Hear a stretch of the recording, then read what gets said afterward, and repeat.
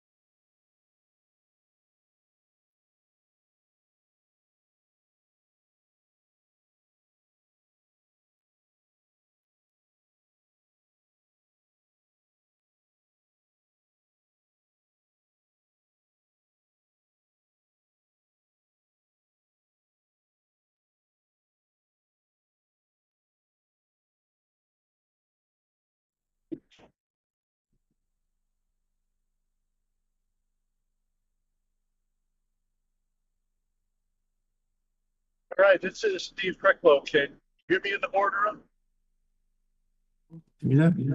Yep, we hear you. All right, great. Thank you. Appreciate the help.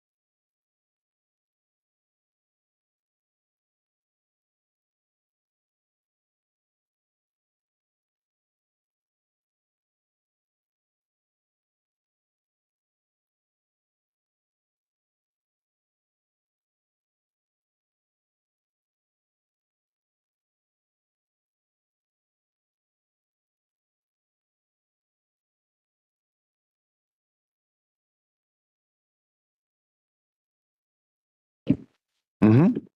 And, you want to say something, about the election? Sure. Okay, then we'll start with you then, when we get to that point. Mhm. All right. Okay. All right. I'd like to call this meeting to order, a regular meeting of the village board on Monday, February 17th at 7 PM in the Germantown Village Hall boardroom and also can be accessed via WebEx.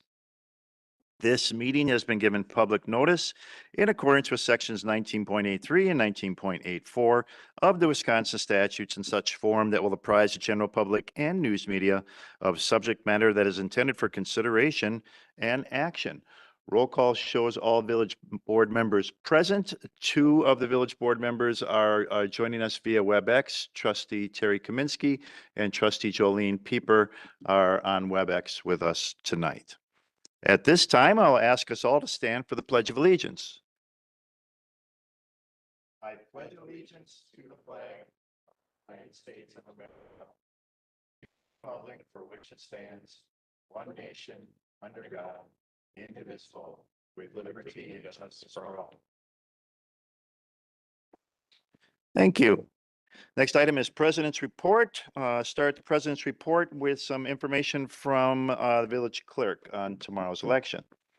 Village clerk. Yes, thank you. And thank you all for being here.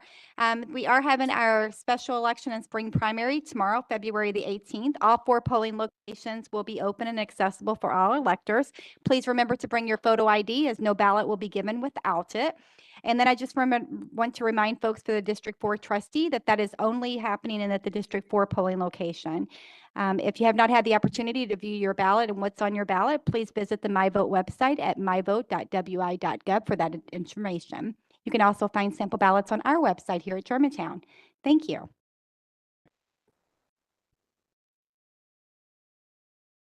A couple other things to report under President's Report. As you stated, that tomorrow is a primary voting. Also on the 20th is the Germantown Community Scholarship Fund Dinner and auction. It starts at 5 o'clock and it runs to about 10 o'clock, and that'll be at the Florian. With that, then we can go on to the next item on the agenda, which is appointments of board, committee, or commission members. One item listed for Ethics Board. There is one person being brought forward as a candidate for the Ethics Committee, and it is William Nyrider. Motion to approve. Second. Motion made and seconded. Discussion on a motion to approve. No discussion? All those in favor, please say aye. Aye. Opposed? None opposed? Motion carries. That then takes us to announcements of forthcoming events of public interest, committee and department reports. We'll start with committee reports and committee chairs with Trustee Kaminsky, please.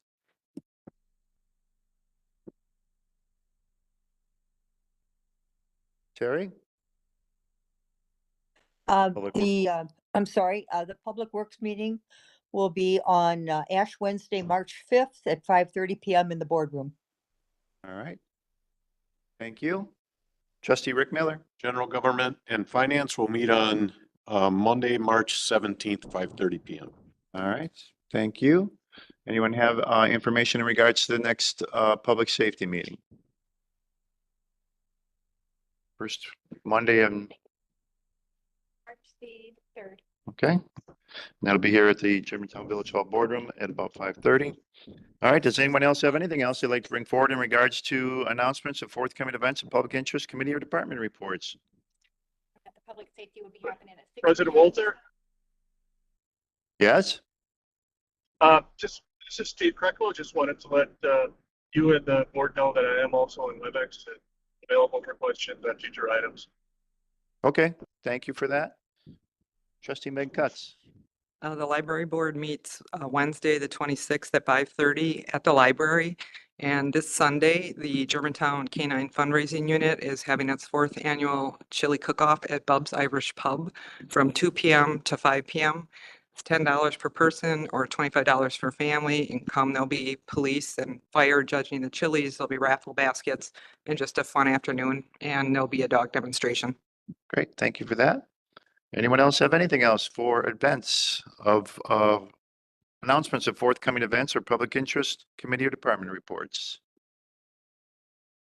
Seeing there is none other, then we'll go to citizen input. Anyone wishing to join us on citizen input that are within our audience, if you could please fill out a yellow slip, that would be very helpful to our village clerk so she can get your name and your address correctly. If you're joining us via WebEx, please let your intentions know so that the moderator can bring you forward at the correct time. Those that are in the audience that are wishing to make comments in regards to new business item D, this is that opportunity to do so.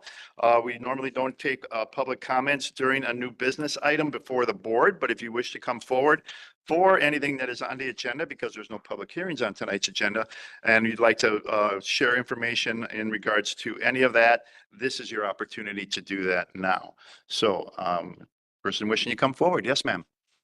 Oh, I'm Lynn Schauer Bednarz on Pawnee Court. Can you hear this? Okay.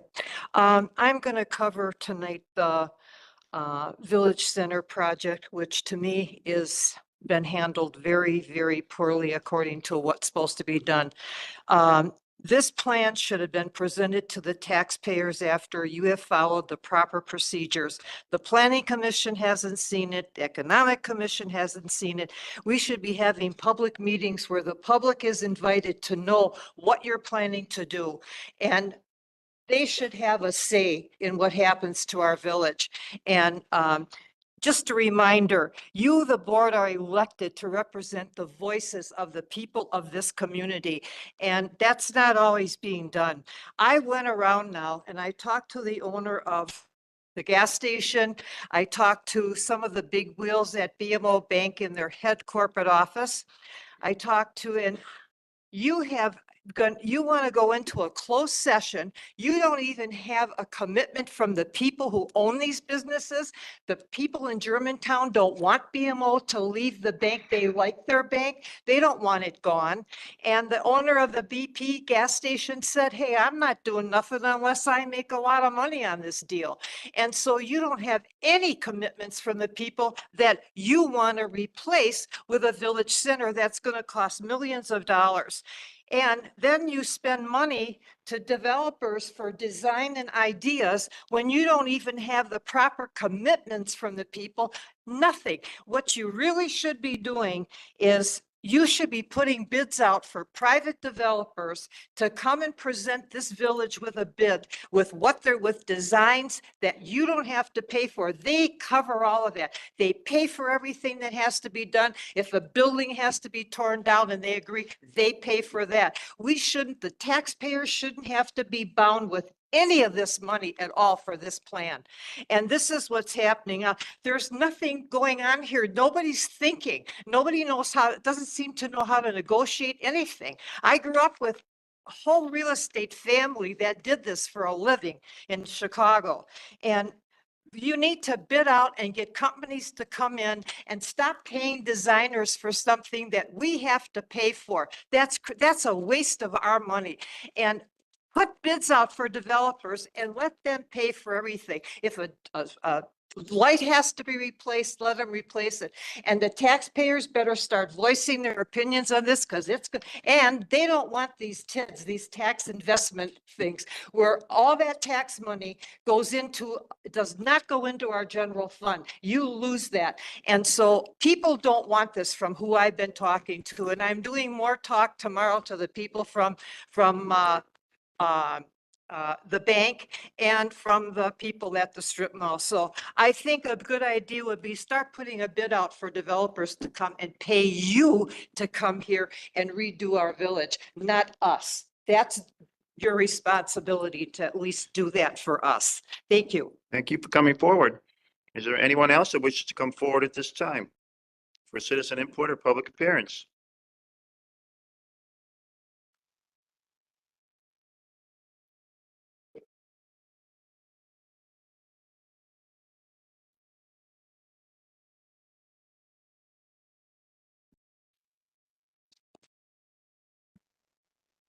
Okay, good evening, Melanie Smythe, N140W17938 Cedar Lane. Just a comment to follow up from something that was discussed earlier at GGF to do with the the way in which the public safety referendum dollars were being handled or will be handled. We've heard from a couple of these GGF meetings now that there are these kind of offline processes for reconciling and making sure that things get accounted for.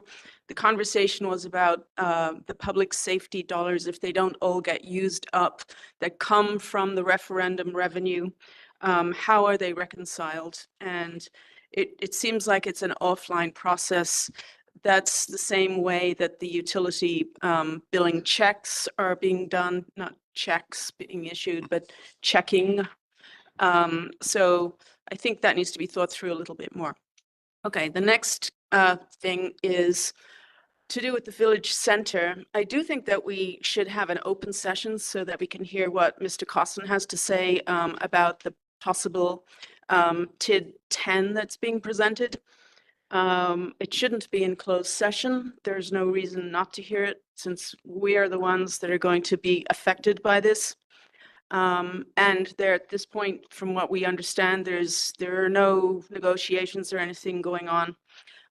So there's no reason for that to be in a closed session, and we should hear it. And my stance on this is that no taxpayer dollars should go towards anything to do with this village center. The last thing I'd like to just talk about is this solar farm.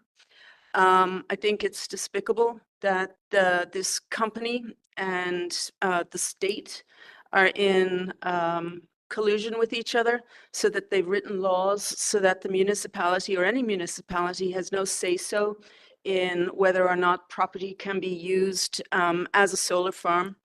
To me, it's nothing but eco-bullies. And I've said that to them directly. You know, hopefully something will change in the next few months at the federal level, and Mr. Musk will come on down and stop this. So we'll see. Thank you. Thank you for coming forward. Anyone else wish to come forward at this time for citizen input or public appearance? Yes, sir.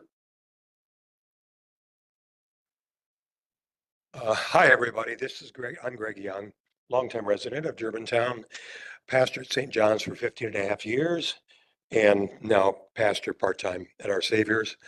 I'm also a 20-year chaplain with the Germantown Police Department, so public safety is a big issue for me. But also, I want to talk about the project that's coming up, Mr. Walter.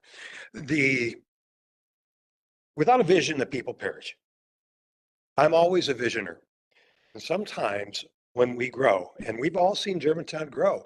When I was a pastor, we saw Germantown grow, and we had to somehow accommodate that growth. I would challenge all of you that Germantown's going to grow, whether you want it to or not. It's going to. Farms, people who don't want to get into the dairy business anymore are not going to do that. So I think it's really important. So when I was president of the Greater Germantown Committee, we launched a program under my tenure called Leadership Germantown. And it's been really remarkable ever since. Now, sure, we have to be fiscally responsible, but what I hear here from a lot of people, understandably, is change. And change can be scary sometimes. I happen to be one that embraces change because I really want what we're planning in this project is for our children and our grandchildren, for us to enjoy as well, but we can't just, I think there's ways we can do that. I know taxes are high. We hear that all the time. I heard that in 1988 when I was, and 1990 when I was Greater Germantown Committee President. So, it's, for me, if we just worried about just keeping the taxes down, we also need something for our young people. I really think we need a sense of community identity. I'm all about community. My Fest is a wonderful celebration. The other things, the parades I've helped direct traffic for, have all been wonderful things. I really think this would be an enhancement. It's all about quality of life. Sure, low taxes are about quality of life as well. But I would argue that, I do believe that all of you are very intelligent people and that you will make the right decisions and that we will also plan for the future of our young people. That's all. Thank you for coming forward. Is there anyone else that wishes to come forward at this time for citizen input or public appearance?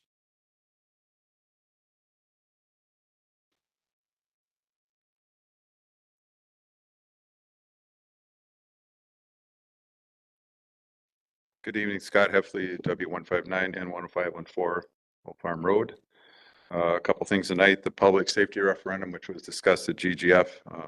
Trustee Warren made a very good comment about the fact is that why are we, I know there was a discussion with the administrator about, well, we don't know what's going to happen when there's money left over. I think it was clear, at least at GGF, that the money is going back to the public safety people to use. We are not using those funds for anything besides public safety, and there'll be a vetting process and a check and balance to do that. So the taxpayers voted for it because they were told it was going to go to get new officers. And if we don't fill the officers, then it goes into whatever helps them make us safer. There should be no discussion.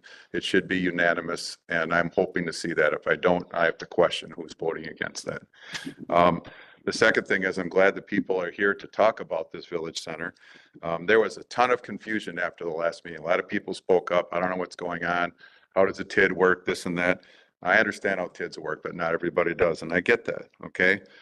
I'm concerned the village is trying to be a developer. That's not your job. Your function is to run this village, keep people safe, fix roads. You were buying properties with the Grosnick properties to protect them from God knows what. You're the village board, you can do what you want. Now we're talking about there's thinking about going into closed session to acquire properties, okay? Who's acquiring these properties? It better not be the village of Germantown. That would be stupid. All right. You want to develop a center. We don't buy the properties. Okay. It's unclear what's going to be said about that, but I think it should be like it was said in open session. We don't close up. We don't have a plan. No one's asked for a TID. These are things that Trustee Baum has stated to people. I believe him. He's my trustee. So why are we going to go in closed session? Why are we going to have a timeline for TIDs? Why are we going to do any of that stuff? We don't have a final plan. We don't have a developer in place. We don't have all the final drawings. We don't have these pieces. And financing is part of it. I understand the whole process of how it goes down, but we don't have any of that. So why would we sit there and go into closed session? Negotiate if we feel like it. That timeline was very disturbing to me, to put a timeline in on a TID when no one's asked for one, according to you, okay? And we're looking like to rush through a TID in a couple months when no one's even asked for one. We don't have a developer. I mean, we're not at the beginning of this process. I get it, but I think we're in the middle and we're not at the point where we make final decisions. The last thing tonight is, good, I got a little time.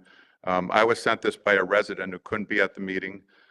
What they're looking for, because there seems to be a lot of angst in the village about building apartments. We're not talking about rentals, apartments themselves. Their suggestion is to do a non-binding referendum question on the ballot, simply asking the residents if we should build more apartments in Germantown, yes or no. We've used non-binding before. IGA was one. We've done it before. Thank you. Thank you for coming forward. Is there anyone else that wishes to come forward at this time for citizen input or public appearance?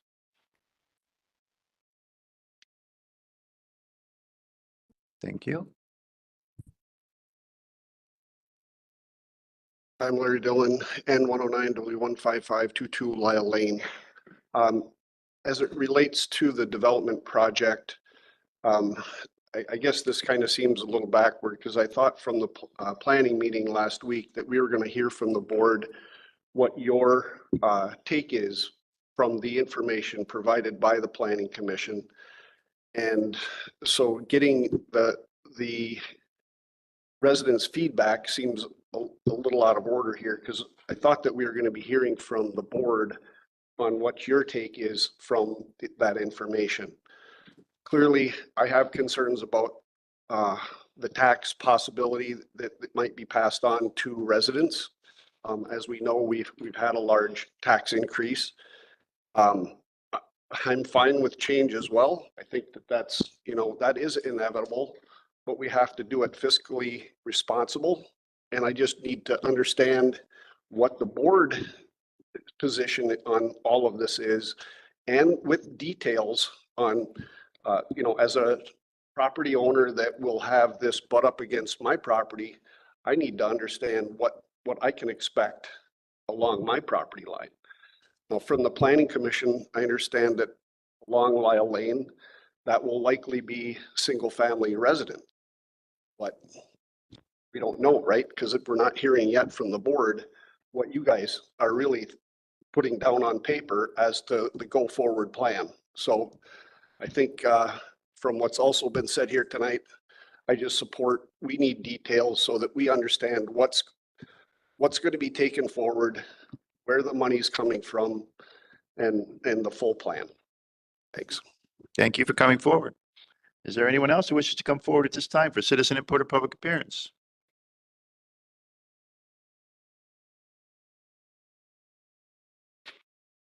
Thank you.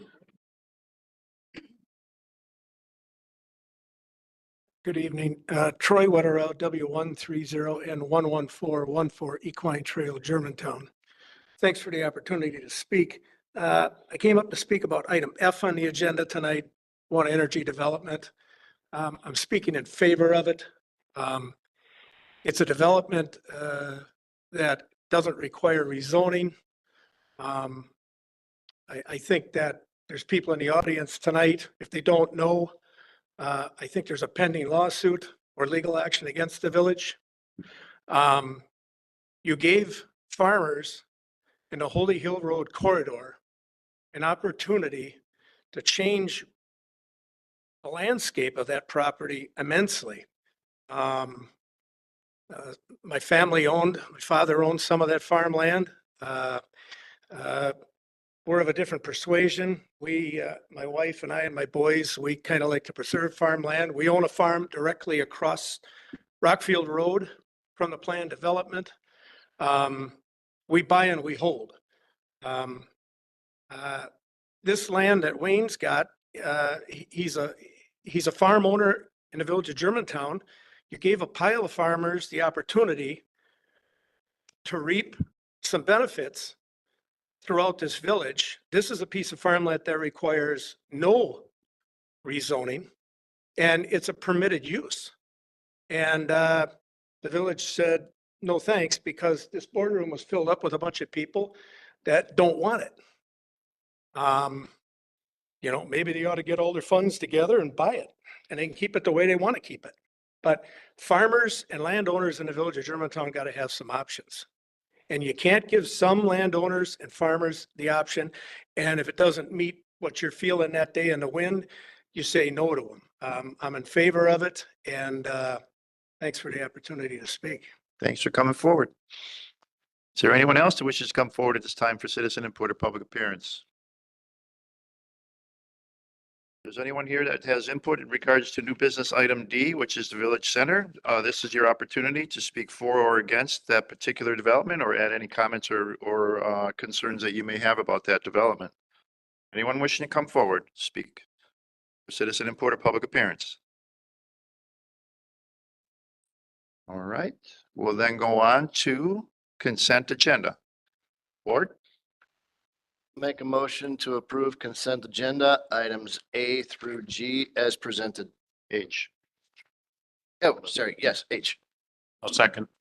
Motion made and seconded to approve consent agenda items A through H. Is there any discussion on that motion to approve? No discussion. We'll do roll call vote, please. Sorry. All right. Trustee Warren. Aye. Trustee Cutts. Aye. Trustee Jan Miller. No.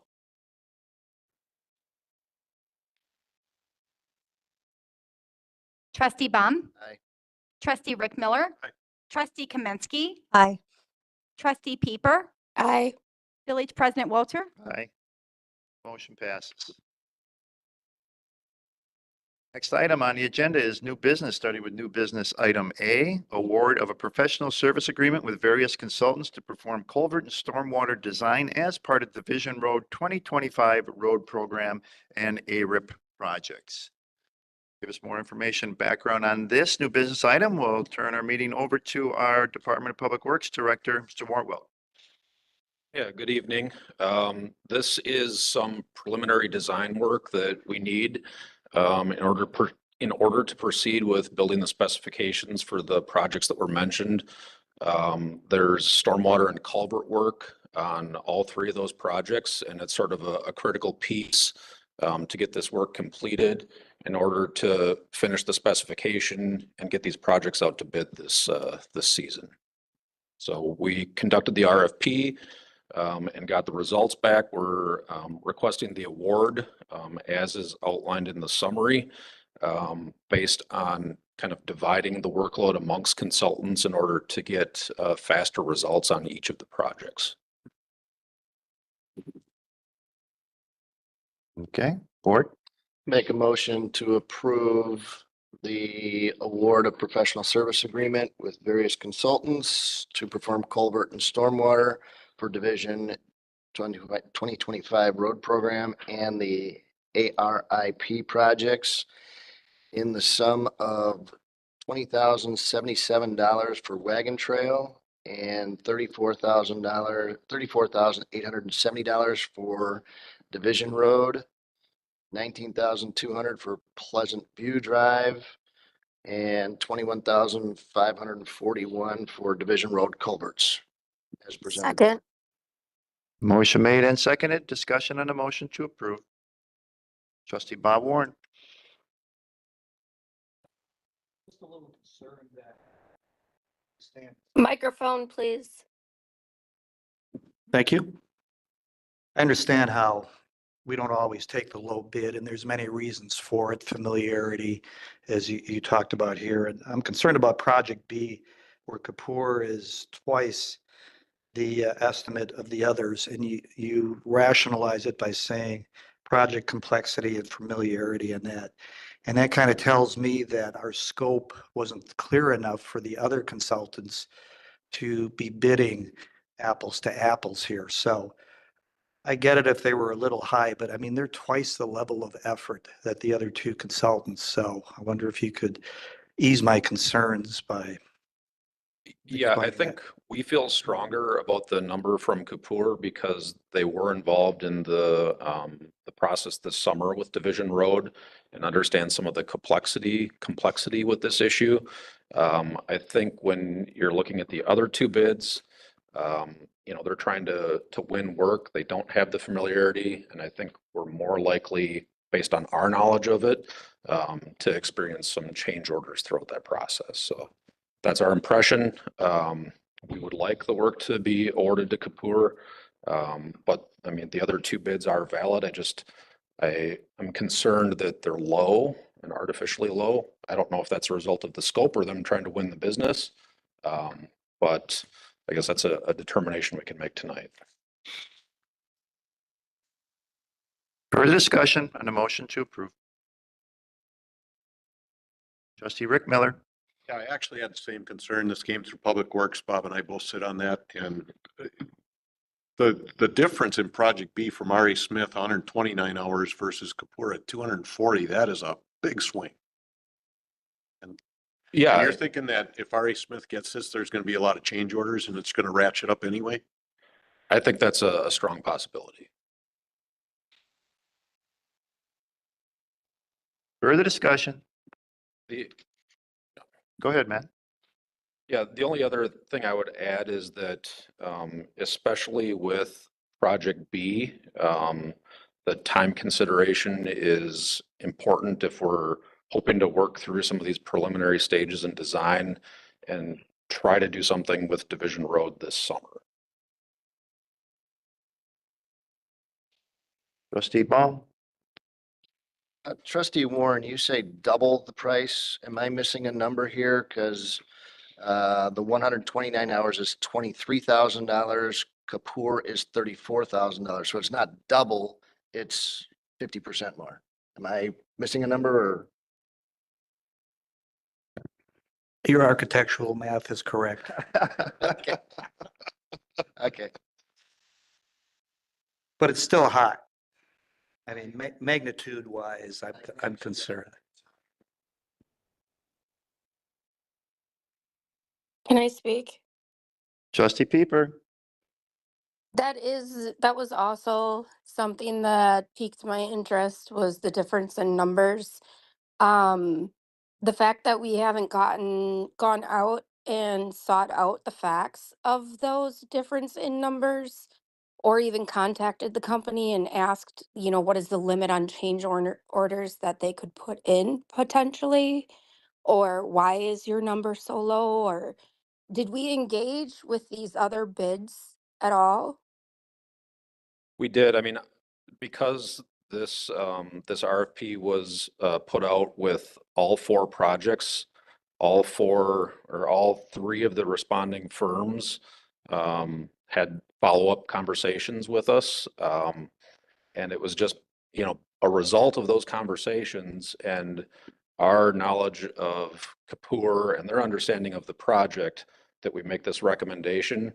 Now, I mean, if we want to go with R.A. Smith as the low bid, we could, we could do that. I think we would probably have to prioritize their work on Project B over some of the other projects that they would stand to receive as a result of action tonight. Because I think time-wise, that one's probably the most critical. But you feel strongly with going, you feel strongly to go with Kapoor, right? I do. And how long, have you had other dealings with Kapoor in the past at your previous position? Not at my previous position, but we did do some work with Kapoor this past summer on some of the water utility work that took place and had a good experience on that project. And like I mentioned, they also did the public information meeting and study for Division Road this Sure. past summer. Okay. Being that you are not a long tenured employee with the Village of Germantown and you are completely unbiased and you're speaking only purely from your experience while you've served in this position at the village, and I do trust you, I'll back Kapoor if that's what you want, but I don't like spending more than what we would have to. Is there any chance that we could go back to Kapoor and ask them to maybe lower their price or match their competitor? I think if you were to award it to Kapoor tonight at the amount that was indicated, that would give us the ability to attempt some negotiations and try to seek some reductions, but also give us the authority to move ahead with approval of the work if that's unsuccessful. I would be great with that. And I do want to say, I realize that this was probably not a typical request, and I think what we're trying to do is identify the best value for the village. And I think in this case, typically that's going to be a low bid, and that's how I think Public Works and other village departments recommend projects by and large. But in this case, I think there probably is better value with Kapoor, so that does stand as our recommendation. And I understand that because going with the lowest bid is not always the most positive. I mean, look at Pilgrim Road. It was just redone. We went with the lowest bid and it's just as bumpy as it was 5 years ago. Further discussion? Trustee Jan Miller. I just wanted to make a comment about Kapoor. I did. I'm very interested in the Division Road. What do we call it? Rework? Reconstruction. Reconstruction. Yes. Kapoor did the events where we got to come in, look at the road. All the residents got to come to two different locations. One was at what park was that? Spassland. Spassland. And the other one was held here in the Village Hall. I went to both. They were both well attended. The process that they went through was great. We got letters for the people that were in the area. They got letters in the mail. There were charts, there were stickers. We got to talk with the poor people. They were well educated about what needed to be done. So with those two events, it was clearly the best resident information session that I've ever been to. I've only been on the village board for 4 years, but that speaks volumes. So I think they understand the dynamics of these twin culverts and the challenges there at the Jefferson Ditch. So I support your decision to hire Kapoor over the others. Thank you. Trustee Bob Warren, second bite. I've worked with all these firms through my career. They're all good firms in that. I know that some of the reasons internally, we were concerned that if we gave too much work to any one of the firms, that they wouldn't be able to deliver per our schedule. Contrary to that, if you read Kapoor's proposal, they specifically in bold letters said that if they are selected for multiple of these adjacent project areas, there may be some additional minor cost savings the village could realize as some of the necessary survey collection and modeling needs overlap each other. So I wouldn't base our selection upon us trying to figure out if what the firm's staffing is and if they can deliver. That's their issue. If we pick Kapoor for all three, they better deliver per our schedule in that. So I think the cost, there's too much disparity in what we're seeing on these. And I certainly understand. And when I was in the profession, I would always argue that it's not about the cost, it's about the relationship and the knowledge of the existing projects and that. So I understand that part of it, but this just seems a little too out of whack for me. Further discussion on the motion to approve? No further discussion? Roll call vote, please. Trustee Warren, No. trustee Ketz, No. trustee Jen Miller, Aye. trustee Baum, Aye. trustee Rick Miller, No. trustee Pieper, Aye. trustee Kaminsky, Aye. village president Walter. Aye. Motion passes. Next item under new business is item B, an ordinance to create municipal code section 1.331 regarding a tree advisory board and amend section 1.215 related to the village forester duties. So this is a follow-up from action that the board took in 2024 when you adopted the comprehensive tree plan. In that tree plan, it calls for a tree board to review the annual projects proposed by the village. We want to create the language in the code necessary to appoint that board. So that's what the first portion of this ordinance is intended to do. The amendment to the village forester duties is really just kind of clerical. It's adopting the language of comprehensive tree plan in quotes. There are sections in the code that refer to a master tree plan and then a comprehensive tree plan. This is just an attempt to clean that up. Board? I'll make a motion to approve an ordinance to create section 1.331 of the Germantown Municipal Code, creating the tree advisory board as presented. I'll second. Motion made and seconded. Discussion on the motion to approve. President Walter, if it's okay, I would like to volunteer to be on this committee. Village attorney? I would suggest that appointments are not on the agenda, so they will follow at the presumably next village board meeting. But we do appreciate you reaching out and letting us know your intention. Thank you. Understood. Further discussion on the motion to approve. No further discussion? All those in favor, please say aye. Aye. Opposed? None opposed, motion carries. Next item under new business is new business item C, an ordinance to amend section 1.064 of the Germantown Municipal Code related to the membership and vote required for actions taken by the Ethics Board. Village attorney. Sure. So very quickly, this was really a couple issues that were identified. We have an item that is pending to go before the Ethics Board for their consideration. As we reviewed the code, to dive into it. This is the first time that they've met in my 10 years, so the 13 years or so that I've been here.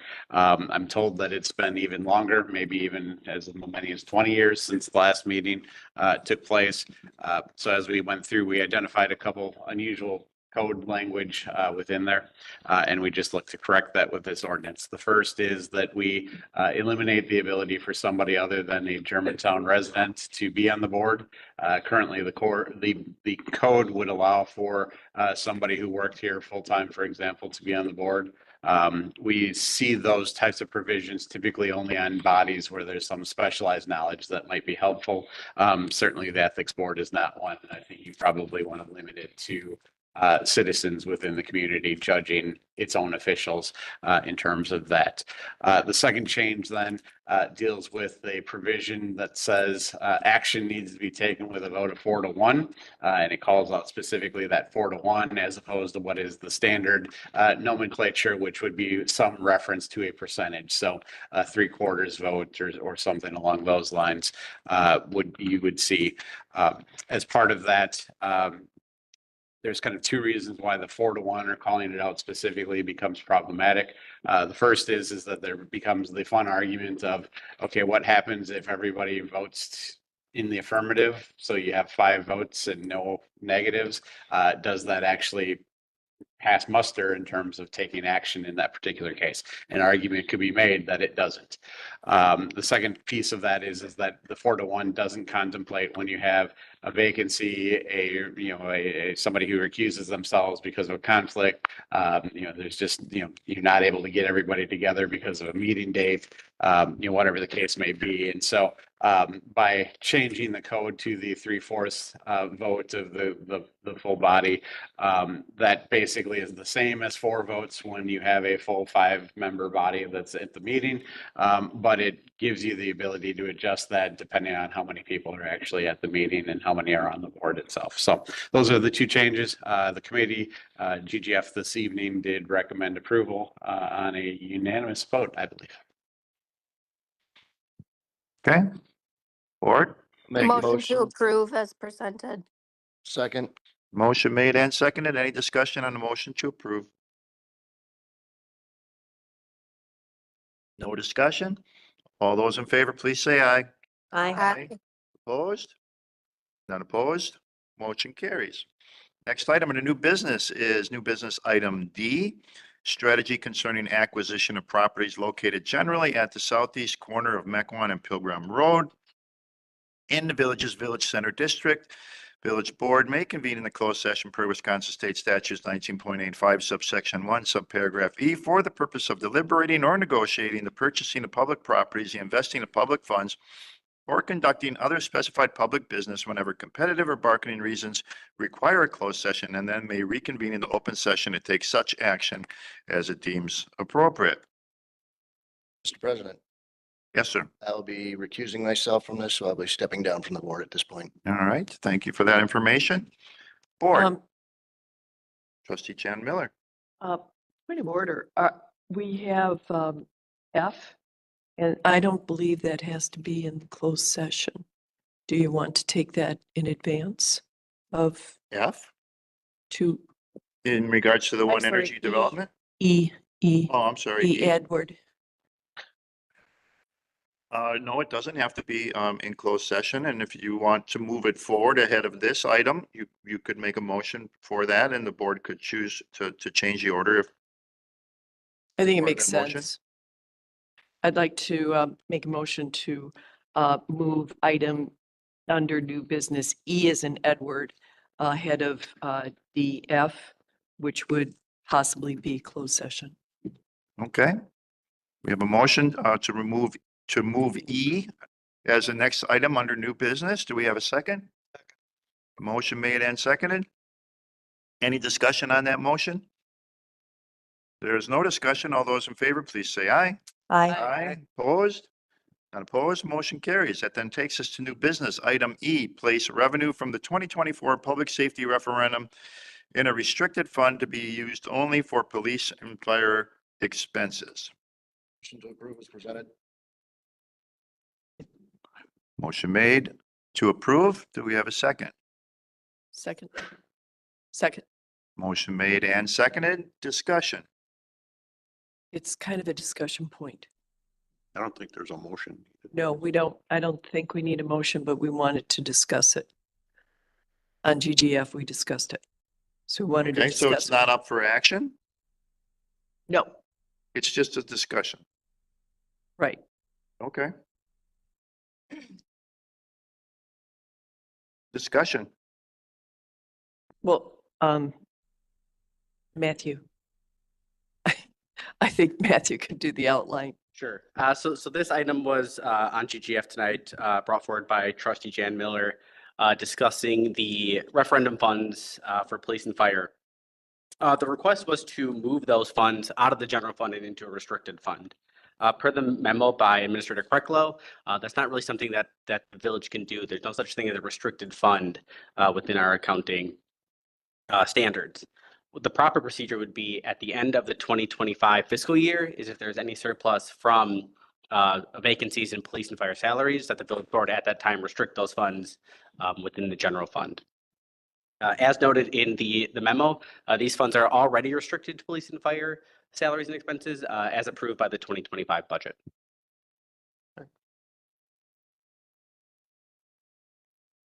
Okay. Further discussion? Trustee Chan Miller.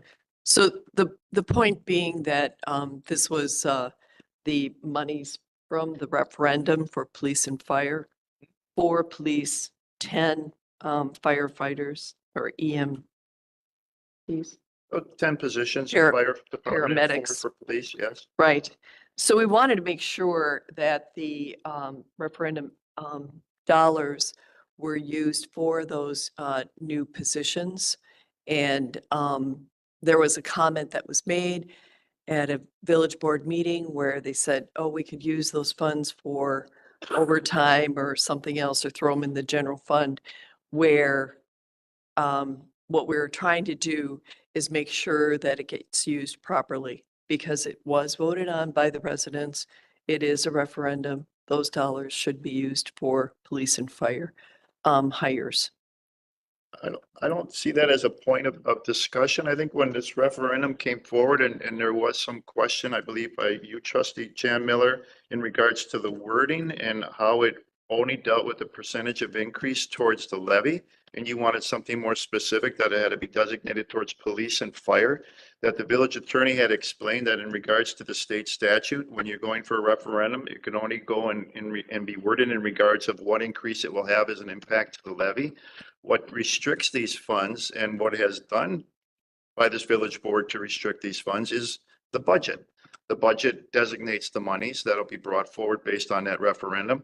And this village board voted on that budget to put those monies toward that. If it's not used, then this village board, as we've done with other reserve or additional funds that might be left over from, let's say from a capital borrowing or from any other road project, would then vote to move those forward within that same department or within that same area. But again, that's village board action. We're not really creating a restricted fund per se. We're really just designating those monies that were approved by the residents to be used for public safety in regards to the budget process. So it's being done, but it's being done through the budget process. Correct. Okay. So what the place the revenue from the 2024 public safety referendum in a restricted fund, as it's been explained, there's no such thing, but it is being done based on the budget approvals for our police and fire department. right. Okay. And as the referendum states, and that's the Correct. point. Which is being done. Right. Okay. But it was being challenged. I don't, So you might not remember. I don't remember a challenge, nor would it be. It's just, I think what the confusion becomes is it's brought into as part of the general fund, as part of the total of the general fund available for expenses. The board then designates which part of those expenses go to which area. And we decided that the money that was coming in per the referendum and the addition to the tax levy would be designated to the police and fire. That's part of the process. So it doesn't, it's already kind of happening. It's happening. So Right. there's nobody that has made a motion or any type of requested change to take the monies that are coming from the referendum for police and fire personnel and use it for division road repair. That's just not occurring. And nor I don't think this body would be looking to do that. I think part of where confusion can be brought in is that it just becomes part of that general fund revenue. And then we designate where it goes. Well, because we know it's a referendum, we designate it to the police and fire.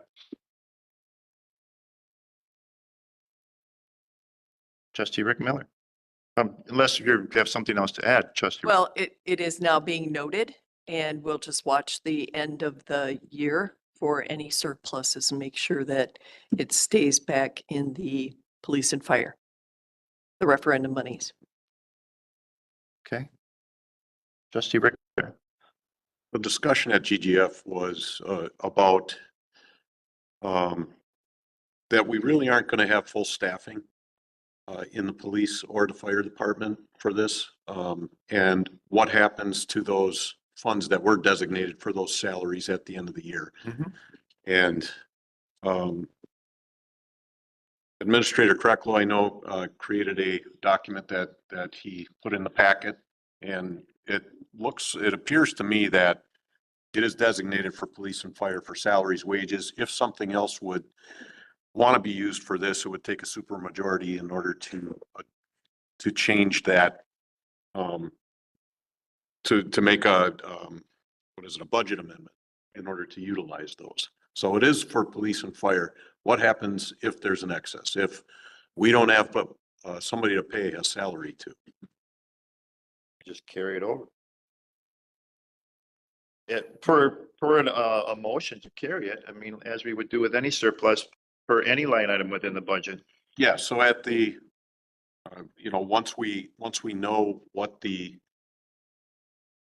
budgeted amount was used and what is left over, if there's anything left over, then at that point, it can be designated, just like we always do for correct certain purposes. There's nothing, so I'm confused by the point of it because it's not out of what would ordinarily happen. So to say that it's not part of the record would make it seem like there's been some sort of discussion to move those monies, which there has not. And it's been budgeted that way. And everybody, I think, on this board understands where it's coming from and why it's there, and have no plans that I've heard of to change any of those monies to any other direction, but to the personnel of the police and fire department for 10 people and for 4 additional, as was stated in the referendum and the increase to the levy. So to me, it's a redundant, it's on the agenda as a redundant point. It's already happening. So I don't understand the point. If it's to bring it to everybody's attention, okay, we did that in the budget process. I don't see any need for it to bring it up again because there's been no plans nor discussion nor anything through committee to change that process. And I don't think anybody on this board, and I'm not going to speak for y'all, but I don't think anybody really wants to. Trustee Megcuts. A couple months ago, we were at a board meeting and something was mentioned about if the funds weren't used, it would go in the general fund. And I think most of us were shocked because we didn't understand, or we thought that just went into the general fund and got used anywhere. So this is really for clarification and for us to know that this money will stay with police and fire, because that's what the referendum was for and that's what the taxpayers voted on. So I just want assurances, I'm new to this, that we just don't shift the money around if there's extra money there. That is my concern with this. Okay. So I've gotten a better explanation through this process of it. It's just to make sure that we keep that money where what it's intended for if it's not completely used. Okay. Anything else in regards to the new business item E? No? All right, then we can go back to new business item D, which was strategy concerning acquisition of properties located generally at the southeast corner of Mequon and Pilgrim Road in Village Center District. You can choose to go into a closed session if there's going to be any discussion or negotiation. Otherwise, it's up to the board to decide how you want to handle this. There is a description of closed session, but if no one wants to make a motion to go into closed session, we can start the presentation with the Community Development Director, Jeff Retzloff. Board? Trustee Rick Miller. From what I read, we don't need to go into closed session unless we are looking at renegotiating. Is that correct? That's correct. Basically, the item is on the agenda this evening to take potential action to direct staff to either close on the properties or not. There is the possibility of maybe looking to try to renegotiate something as part of that, but I think that discussion, if we are going to have it, probably follows the rest of the discussion that takes place, which would be suitable and appropriate for open session. So I don't anticipate that we're going to go into closed session, but it's possible after all of this presentation, and I think that'll make everyone happy here that they can hear everything. We're not going into closed session. We're going to hear the entire thing. You're going to hear our decision as well before we would even go into closed session. All right, then with that, we'll turn the meeting over to our Community Development Director, Jeff Retzloff. Thank you, Mr. President. As you are all aware, for the last number of months, the village board and staff have been evaluating the merits of a potential public-private partnership that could result in a rather unique and transformative opportunity for the village. This opportunity would result in the village both guiding and kickstarting redevelopment of an outdated area within the village center district along Mequon Road with a mix of new public spaces, residential and commercial land uses consistent with the village's 2050 plan. The 22-acre area located in the southeast corner of the Mequon and Pilgrim Road intersection is an important gateway into the village center district and one of two opportunity areas identified in the 2050 plan as having the greatest potential for transformative change in the village over the next 30 years. While the village board and staff have been treading new ground in the process of evaluating this opportunity, the effort has generally followed the path and process laid out in the economic development and implementation sections of the 2050 plan for creating a village center. To gauge public sentiment and obtain feedback before bringing the effort back to the board for making decisions and giving further direction, the consultants retained by the board, Copeland Companies with Bailey Copeland and Rinka, have conducted 3 workshops, 2 visioning sessions held on November 14th and January 22nd. A 3rd session was held with presentation and public feedback before the Plan Commission at their meeting last week on February 10th. Tonight, Copeland and Rinka will highlight the feedback received during all of these sessions and present their own recommendations to the village board for consideration, along with the advice of our financial advisor, Ehlers, and our village attorney. Afterwards, the village board will need to consider, discuss, and decide whether or not to move the opportunity forward and on to the next steps, which will also be highlighted in tonight's presentation. With that, I would like to introduce Bailey Copeland with Copeland Companies.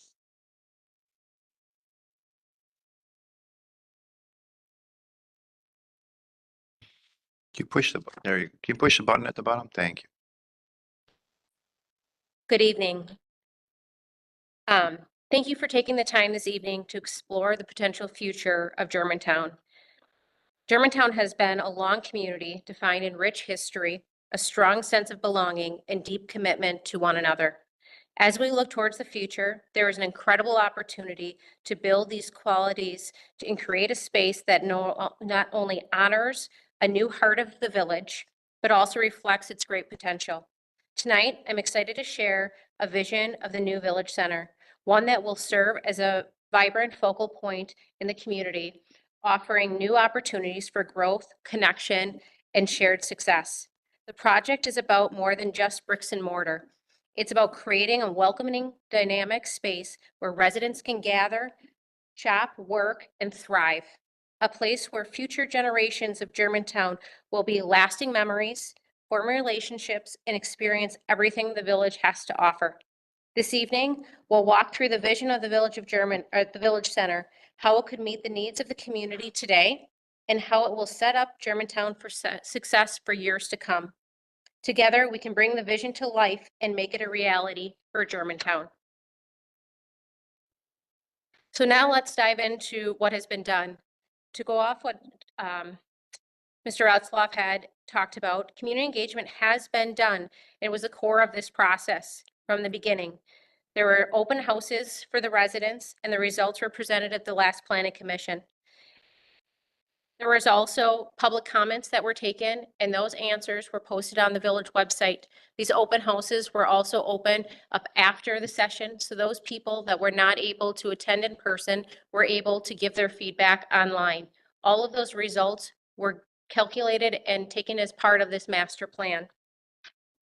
As a key part of the work in the master planning opportunity, this plan will lay out the comprehensive vision for the village center in covering public spaces, design, infrastructure, development, and strategies. It will guide the project to a way that meets both community aspirations and practical needs and ensuring cohesive and sustainable development for Germantown. A dedicated team working alongside the village staff and board brings expertise for real estate development, master planning, engineering. We've already collaborated with key stakeholders, Economic Development Commission, School Board, Historical Society, Chamber of Commerce, and other developers and brokers, to name a few. The engagement process has been vital in shaping the project so far and will continue to guide if it moves forward. The master plan, combined with ongoing collaboration, will help ensure the villages reflects the spirit of Germantown and serves future generations. At this point, I'd like to turn it over to Eric from Rinka, who will share the exciting vision for the village center and drive the details of the master planning.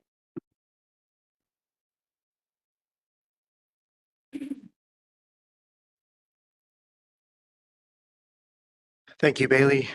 Thank you, Village President and members of the board. I would like to talk through our master planning process as the master planning process is really an extension of the 2050 plan. Work that started back in completed back in 22. This is an extension of that work. However, that work now applies to a specific parcel in a specific place. So as you see on the screen, this is the development area that we're focusing on for this catalytic opportunity.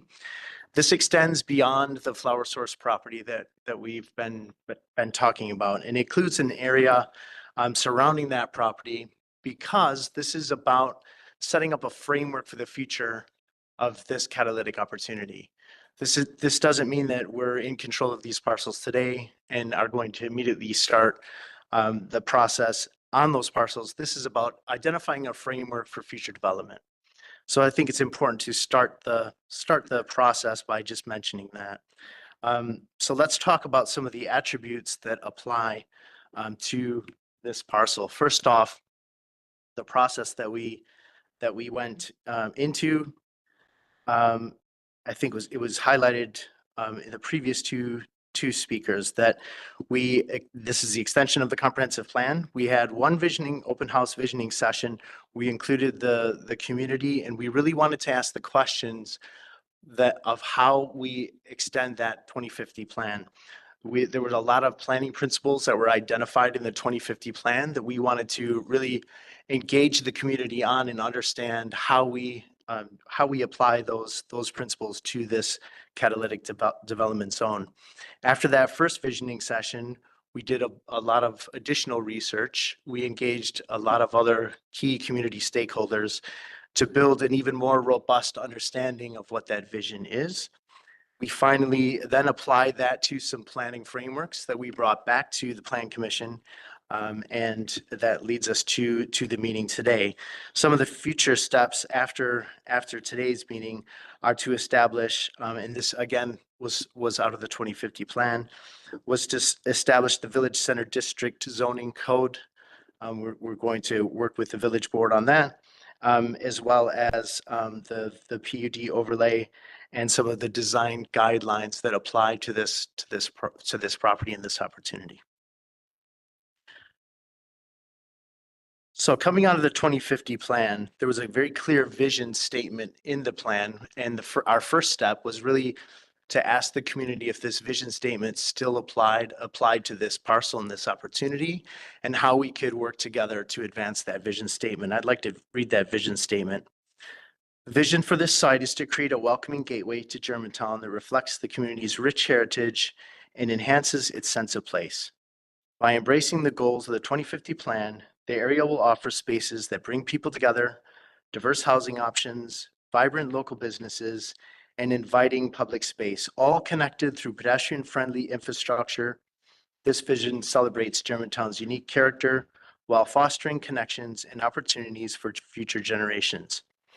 Again, we didn't create that statement. We built that statement with gathering community input and with input in the 2050 plan dating all the way back to 2022. So from there, we wanted to make that vision statement a little bit more concrete and create a series of planning principles. These principles would guide our design work moving forward for this catalytic development opportunity. We identified 8 planning principles. And again, these were out of the comprehensive planning work.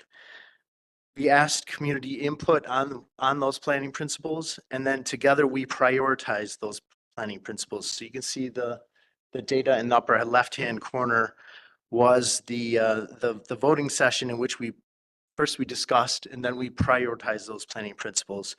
And this really does affect the planning work going forward. And I'd like to just sort of identify the top 4 planning principles.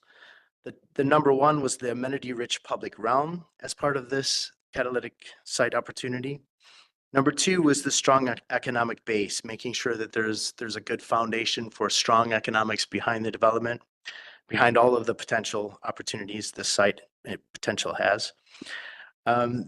Preserving Germantown's character and building on its uniqueness was the 3rd planning principle. And then finally, a mix of use was the 4th. Now, for example, if connected neighborhoods would have been the number 1 planning principle, that would require a much different master plan than, let's say, the amenity-rich public realm master plan was. So this really does affect and influence our design work. So having done that process, our first community visioning session, we also did a brainstorm about asking that question, what makes Germantown unique? And you see the word cloud as another graphic in this slide that talks about some of the aspects of Germantown's uniqueness. Again, this is our first visioning session as we learn about what's going to influence or go into our plan moving forward. Finally, we learned about a lot of the events that occur in Germantown and their popularity. Which events do we think could potentially come to this parcel or to this catalytic site, and which events are new events that the community want to see come to Germantown. This is about identifying the future opportunities for generations to come. So again, I wanted to highlight those 4 planning principles because that was really the agenda for our next meeting, our second visioning session. So with our clear direction given to us from the community and through the comprehensive plan, the 4 planning principles were laid out in front of us. So we went out to the community and we did further research on these 4. I'd just like to take a moment to go through those. So the mix of use was one of the leading planning principles. And we reached out to the brokerage community to really understand if this particular catalytic site, what the range of uses the market would sort of embrace for this site. And we got very positive feedback. There's a lot of current commercial demand in the community, as well as residential demand and retail, office, and commercial space. There's a demand for all of the range of uses. It's a very visible site. It has a lot of great potential. So that was some good feedback on that design driver. The second design driver or planning principle was Germantown's uniqueness and character. So we reached out to the Historical Society and we met with the executive director of the Historical Society to really understand what underpins the community in Germantown. We had some great discussions, learned a lot. We had a couple of key takeaways really around celebrating Germantown's, the residents and the pioneering spirit that really founded Germantown. And if there was a way we could celebrate that, and I think this was starting to point back to this idea of having great community spaces for individuals to meet and gather and form those community bonds. From there, the strong economic base was the next item that planning principle that was very clearly given to us as a direction. And we found great evidence, and this is illustrated in the bottom left-hand corner. In our first couple of visioning sessions, we did some survey information and learned that the constituents that attended the meetings, 82% lived in the area, 62% worked in the area, 46% played in the area. And we all know that surrounding communities are really competing for residents and competing for individuals to recreate in those communities. And these data points really started to connect the dots for some of us around the opportunities for people to live, work, and play in Germantown is a real opportunity that we could maybe close the gap with this project. We also had a great conversation with the school superintendent about the impacts of some of the apartment or residential areas of this master plan. And we had there was a categorical statement about undesirable development can be a burden on the school district, whereas high quality development really supports overall improvement in the school district. And of course, this development is all about embracing very high quality development. So we had a good conversation with the school superintendent around those aspects. Finally, amenity-rich public realm. So this was the #1 planning principle that's guiding the direction for our master plan. We reached out to the Chamber of Commerce, had a great discussion around the events that occur in Germantown today, the events that the community had told us that may want to see in the community in the future, and how we can close those gaps and maybe bring some of those events to our new catalytic site.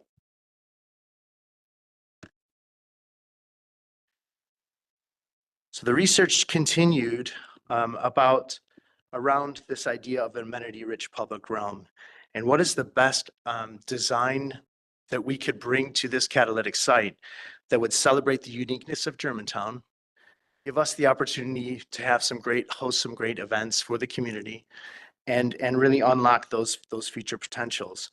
So we began to look at some of the other great market plots, these market squares that really can create that great intersection for the community in Germantown.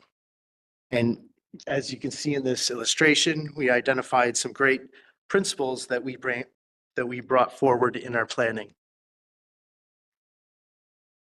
So the 3 principles are really around creating a great place around enclosure that's well served through the combination of great roadways that can be closed off during events. So it's this multi-purpose flexible space that is driven by the market. So there's great parking access, but still allows for great event space. And with that great mixture of events of the right space and the right mix of uses, you can really activate commercial ground floor spaces to create that vibrant community we believe that the community has clearly expressed to us as in all of those planning principles. So that was the research and the community engagement activities that we engaged the community in as an extension of the 2050 plan. And now we'd like to show you how that framework applies to this catalytic site. So as you can see, potential catalytic zone is fronted on both Mequon and Pilgrim Road. It's a highly visible, great opportunity as a gateway, as a new community center, centered to the village center district that was clearly identified in the 2050 plan. There is about 15,000 trips along Mequon Road and 12,000 along Pilgrim Road. So it's a very visible site. Ideal for great commercial, retail, food and beverage opportunities, and all pivoting off of that key intersection gateway. One of the first aspects that we looked at was to really identify the key access points to the site, and then to identify the internal system of roadways to unlock the future potential development zones within the catalytic site. And from there, it was very obvious that the clear high visibility zone is where we should be identifying the commercial, retail, food and beverage land uses. And then to the south of the site would be more residential in nature. So here you start to see the land use zones, the retail, commercial, and community use, that idea of a market plots anchoring that corner with the key gateway to the community. A transitional residential zone that transitions the mixed use retail zone to more residential quality zone. And then a second residential zone that may be a little bit higher units per acre area of the development. Then finally to the south is a transition residential zone that transitions to become much more similar to the surrounding neighborhoods. So as you can see, it's a gradient from the retail corridor along Mequon Road, transitioning to retail, then transitioning further to the surrounding neighborhoods. All connected by a very well thought through series of pathways and connections to the surrounding communities. So the idea is this is first and foremost a very walkable community, very well connected, so that residents in Germantown can easily walk or bike to this destination, or can arrive at this destination and be well connected to the other communities, other neighborhoods within the community. So we'd like to now kind of zoom in on that corner of the development, what we're considering the village center or the destinational center of the development, right on that corner of Mequon and Pilgrim Road. So as we look, as we step in a little bit closer, you start to see that it's positioned with those two key entry points, one on Mequon Road and one on Pilgrim Road. This is very, the distance away from the intersection provides a great access point and turning, and a safe turning point into the development. And those points are actually great celebratory entry points to the development. So they're sort of gateway moments on both Mequon and Pilgrim. Once you arrive into the site, but you also have a great visibility corridor to that key node at Mequon and Pilgrim, so you can see the activity in the market plots and in the destinational development.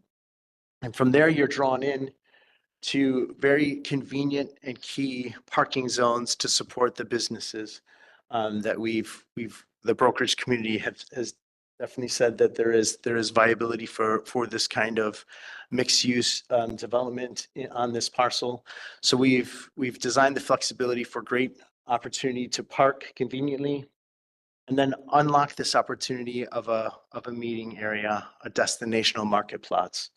The idea here is this market plots would be open some days of the week. The road would be open some days of the week. And then during larger events, that road would close, not unlike those market plots examples that we showed from Germany earlier in the presentation.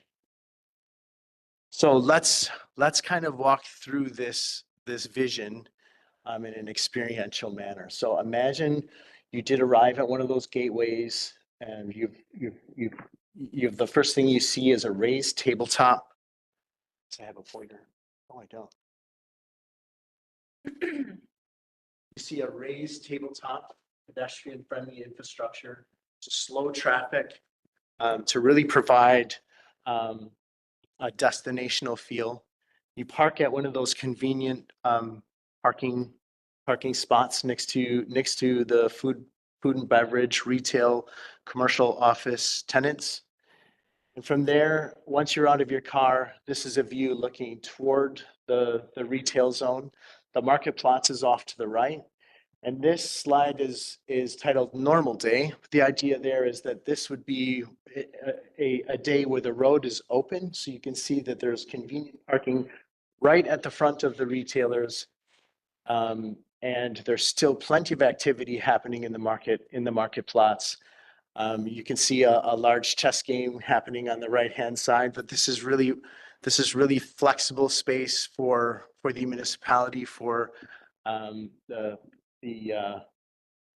for a range of different uses. So it's really for the people, to the residents of Germantown to really decide what the future use is in that market plots, but it's flexible and welcoming for a range of different uses.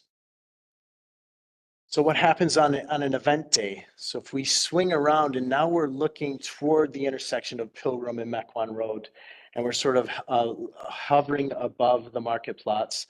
And again, this is still, the road is open. You can see it's intentionally, the market plots and the parking zone are intentionally a similar surface. They're raised up to the same level.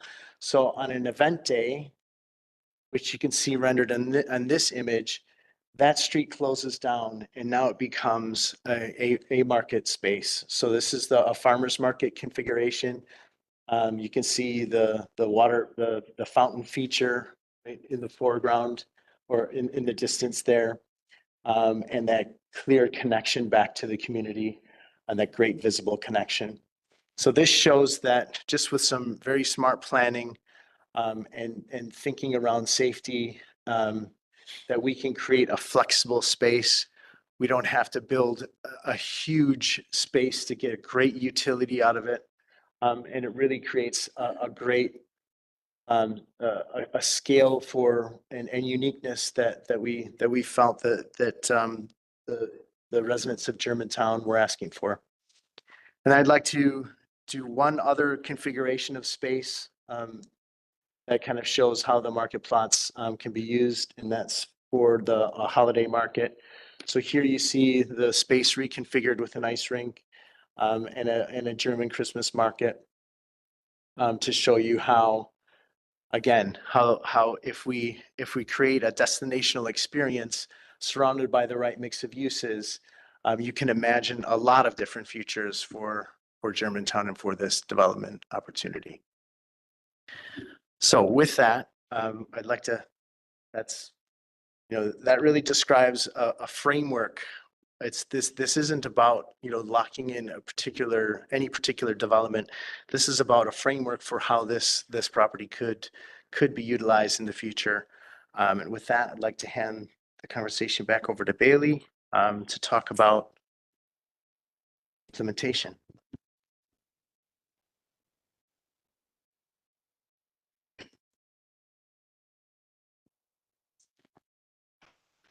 Thank you, Eric.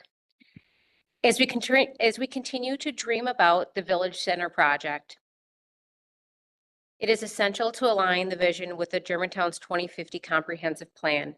By doing so, we ensure that this development supports the long-term growth goals of the village. The Village Center directly addresses 3 of the 6 key objectives or goals that were outlined in the comprehensive plan. Adding new housing options to meet needs of the current and future residents and supporting community growth, creating a central hub for businesses, boosting the local economy and commerce, and develop a mixed-use district that blends residential, commercial, and community spaces to support sustainable growth. By following this approach, we can bring the vision of the 2050 comprehensive plan to life, ensuring a thriving future for Germantown. So let's focus on multifamily housing and its significant role in the meeting evolving needs for the communities in this master plan. Following feedback from the open house and the planning commission meetings, some other residents raised questions about multifamily housing in the village center. I'd like to address these points briefly. Multifamily housing plays a key role in increasing density, offering diverse housing options, and optimizing available space. It benefits communities in several ways. Attracts a variety of residents, supporting local businesses, grows the tax base and ensures efficient use of resources, reduces sprawling and promotes responsible land use, and fosters vibrant, walkable neighborhoods with easy, accessible amenities. In short, multifamily housing is vital for creating a thriving village center while preserving Germantown's character. There are a lot of misconceptions about multifamily out there, so let's address some of those now. Contrary to belief, studies show it does not negatively impact property values, public schools, traffic, and emissions. In fact, it often improves these aspects. These studies also show that property values near multifamily housing can actually rise. For example, a long-term study in Boston found that homes near multifamily developments experience increased values. Similar trends have been seen in Portland, Richmond, and other cities. Regarding public schools, residents in multifamily housing tend to have fewer children, and overall, the fiscal impact is positive due to increased tax revenues that benefit the schools and other community services. Lastly, multifamily housing promotes walkability, making it easier for residents to access local businesses, parks, and amenities. This reduces the reliance on cars and creates more connectivity and a vibrant community. Next, let's explore how multifamily supports commercial development and long-term growth for Germantown. As we heard earlier, change is hard. However, starting with multifamily housing provides a foundation for future commercial success. It establishes a customer base and a necessary infrastructure for businesses to thrive. This culture for success, successful mixed-use development, where the initial focus in this master plan is multifamily housing, creating a natural progression towards commercial growth. This is why the Village Center Master Plan is phased, with phase one focused on multifamily development. By starting with multifamily, we set the stage for long-term commercial success. Now that we understand the importance of phasing the project for commercial success, let's focus on how increasing population and density will attract the right business for the Village Center. Germantown has faced challenges in attracting and retaining shops, restaurants, bars, and other commercial users due to the lack of sufficient resident population to support these businesses and draw new ones the community desires. We've also heard the current business struggles with staffing. By bringing in more residents, we not only create a larger customer base, but also provide a workforce to sustain these businesses. This strategy has proven success in other communities. By starting with multifamily housing, we build the critical mass needed to support and attract new businesses. As the resident population grows, commercial development will naturally flow, fostering a vibrant, thriving community that benefits both businesses and residents. Finally, there's a strong demand for housing in Germantown and the need for a variety of housing options. As Germantown's population continues to grow, trends show a decline in average household size, highlighting the increasing need for driving housing options. As it states in the 2050 plan, there are no one-size-fits-all ratio for multifamily to single-family housing. Rather, a mix of housing types can provide options to individuals and families with different incomes and preferences, with change over time and in different stages of life. This reinforces the idea just because some residents prefer single-family homes to homeownership, it doesn't mean that approach works for everyone. Different people have different housing needs based on their lifestyle, personal finances, and preferences. That's why it's important to offer a variety of housing options that cater to these changing needs.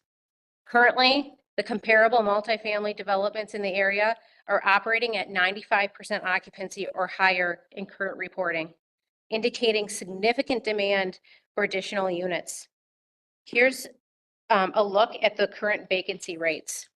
Germantown, 2.5, Mequon, 1.1%, Menominee Falls, 4.6%, Cedarburg, 2.3%. These low vacancy rates are a clear signal that demand for housing is high. According to a market study, Germantown will need over 1,000 additional housing units in the next 5 years to meet that demand. This reinforces the importance of multifamily as a critical component in the meeting the housing needs of the growing community and providing options for all types of residents. Next, I'd like to turn over to Phil Costin from Ehlers to discuss the financial feasibility.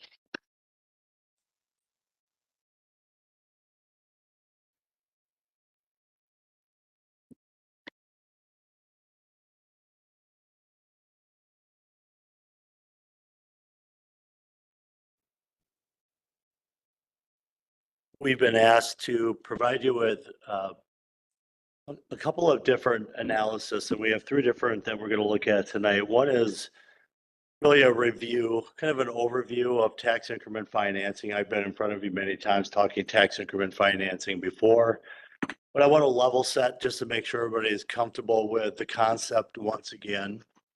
Second, we've been asked to look at the kind of general financial position of the village, and as your municipal advisor, it's something we look at on a regular basis, just to make sure that your statistics when it comes to the financials are in line with similar rated communities, not just in Wisconsin, but nationally.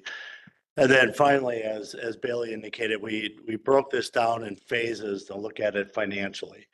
And it's a challenging site in that it's relatively small in size, yet there's obviously significant expenses related to it. So the idea here is to make sure that we really break this down into chunks and make sure that it works financially. So with that, I'm going to talk a little bit about tax increment financing. I have a couple of slides in here. I know there was some conversation about tax increment financing at some of the workshops. I wanted to address some of those issues as well. So what is tax increment financing? The actual tax increment financing is the actual tool that's established by the Department of Revenue. A tax increment district is the boundaries that are established by a municipality. So here in Germantown, you have had 9 tax increment districts. You have 3 that are currently open still. This would be tax increment district number 10. You've had a history of creating tax increment districts and being very successful. Every district that the village has created that has closed out early, earlier than the allowed life of the tax increment district. And I can share with you that also, when you look at the existing districts that are in place, they are all running ahead of schedule, meaning they are scheduled to close out earlier than the allowed life. So some of the building blocks of tax increment financing are really established on this one chart.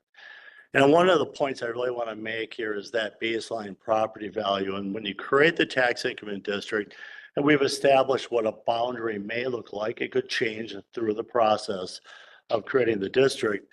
But what we actually have identified in this is that the baseline, once it's established, the property is collected, will always be distributed to all the taxing jurisdictions. So the school, county, technical college, and the village will all get their piece. So for instance, if you look at the boundary area and just say the base value is $10 million of the existing properties there, that will always be distributed to the taxing jurisdictions, just like any other property that is not located within a tax increment district.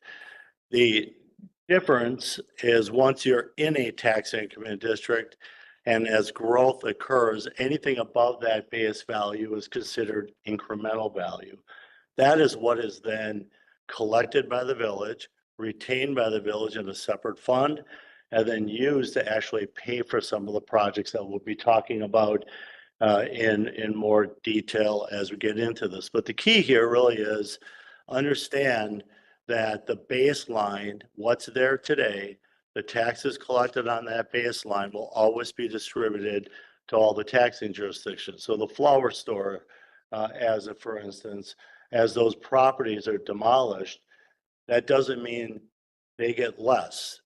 That's an established number that they'll always receive through the life of the district. So we'll get into a little bit more about the some of the myths regarding tax increment district that addresses that in more detail.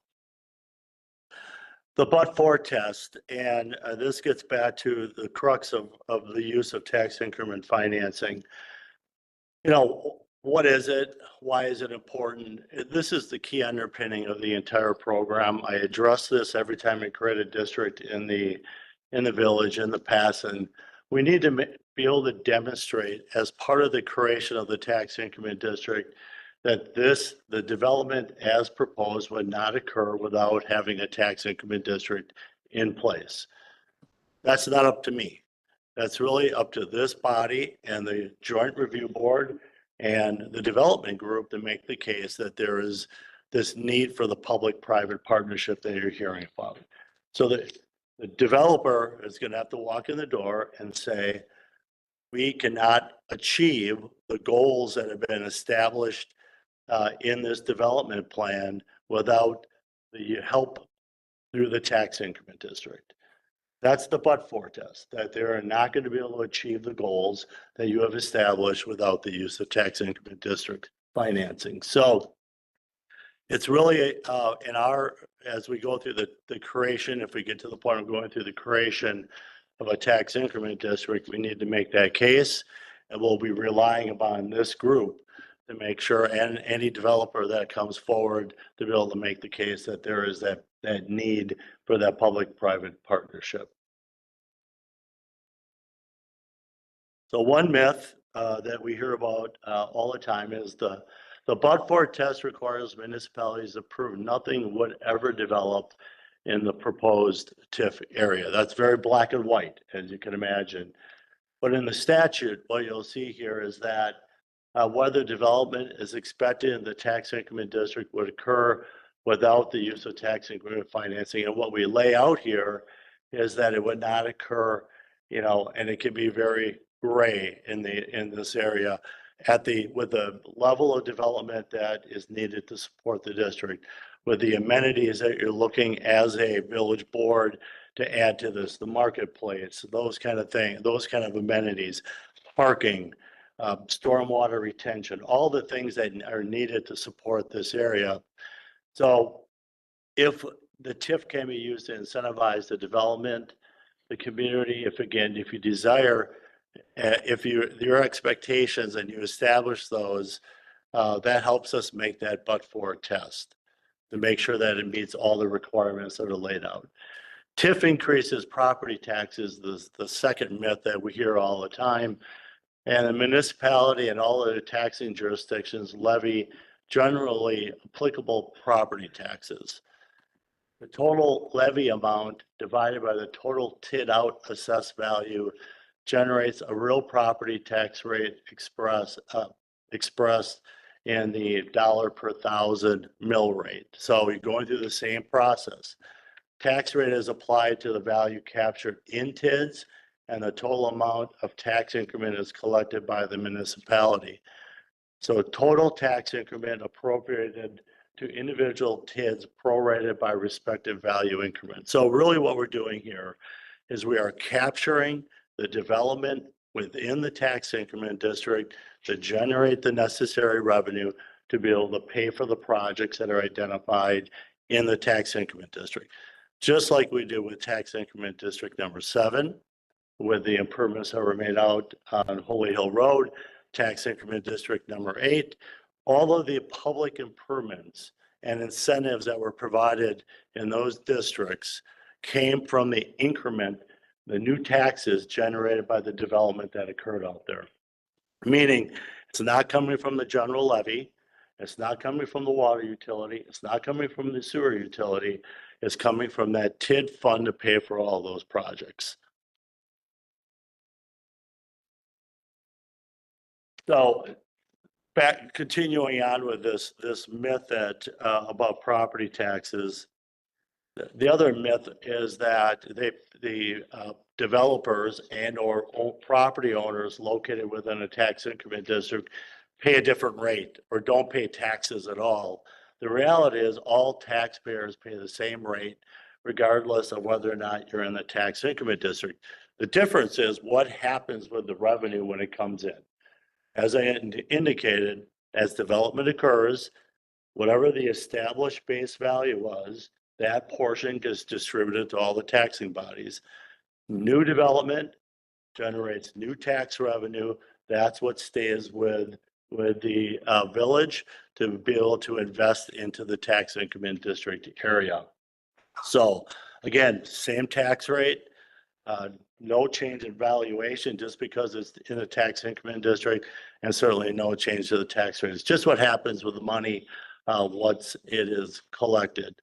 As we discussed this area, it came to, I wanted to at least share with you where some very significant projects in and around this general area where they have used this public-private partnership and TIF to see different transformative developments occur in their communities. And I have a list here. This is not the entire list by any means. It's just the general area. But if you look at the Pewaukee downtown, that's a tax increment district that really supported that redevelopment. City of Oak Creek created a really kind of a city center that was the use of tax increment district. City of West Bend in their downtown and the riverfront development, that's been a variety of tax increment districts. I think 5 or 6 over the years that have really established their downtown area and cleaned up the area to become a destination. The city of Cedarburg downtown was a tax increment district, public-private partnership. Mequon, as you drive by Hollander and that whole area, that entire corridor is a tax increment district. The village of Sussex, in their redevelopment of their downtown area, was the use of tax increment district. Same with the village of Grafton, and a large one that most people probably realize that have or at least have visited the Corners in the town of Brookfield is a large tax increment district as well. This is the tool that you have available to you to actually take on this type of project and actually forge this relationship with the developer to be able to invest into this area and create this space for the community. So this is just a list of relatively recent tax increment districts that have really transformed these communities.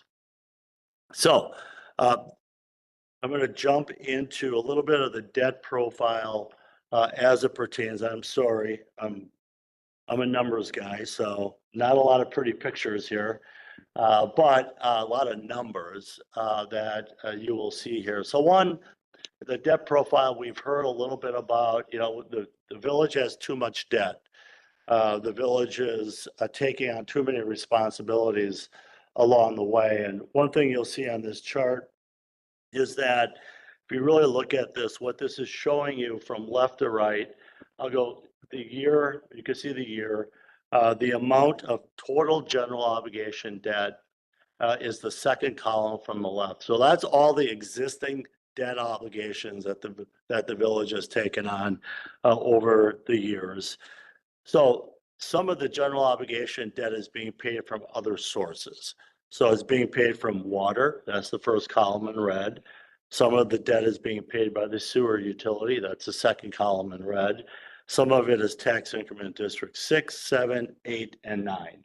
Those are coming directly from those funds that from the development that's occurred in each one of those districts to ultimately get to the net tax levy. And that net tax levy is essentially what goes onto the general levy. every year. So you budget for that each year. And if you follow that all the way to the bottom, and you'll see over if you look at all the existing debt over the remaining life of the debt, it's about $63 million that has to be levied for over the next roughly 20 years.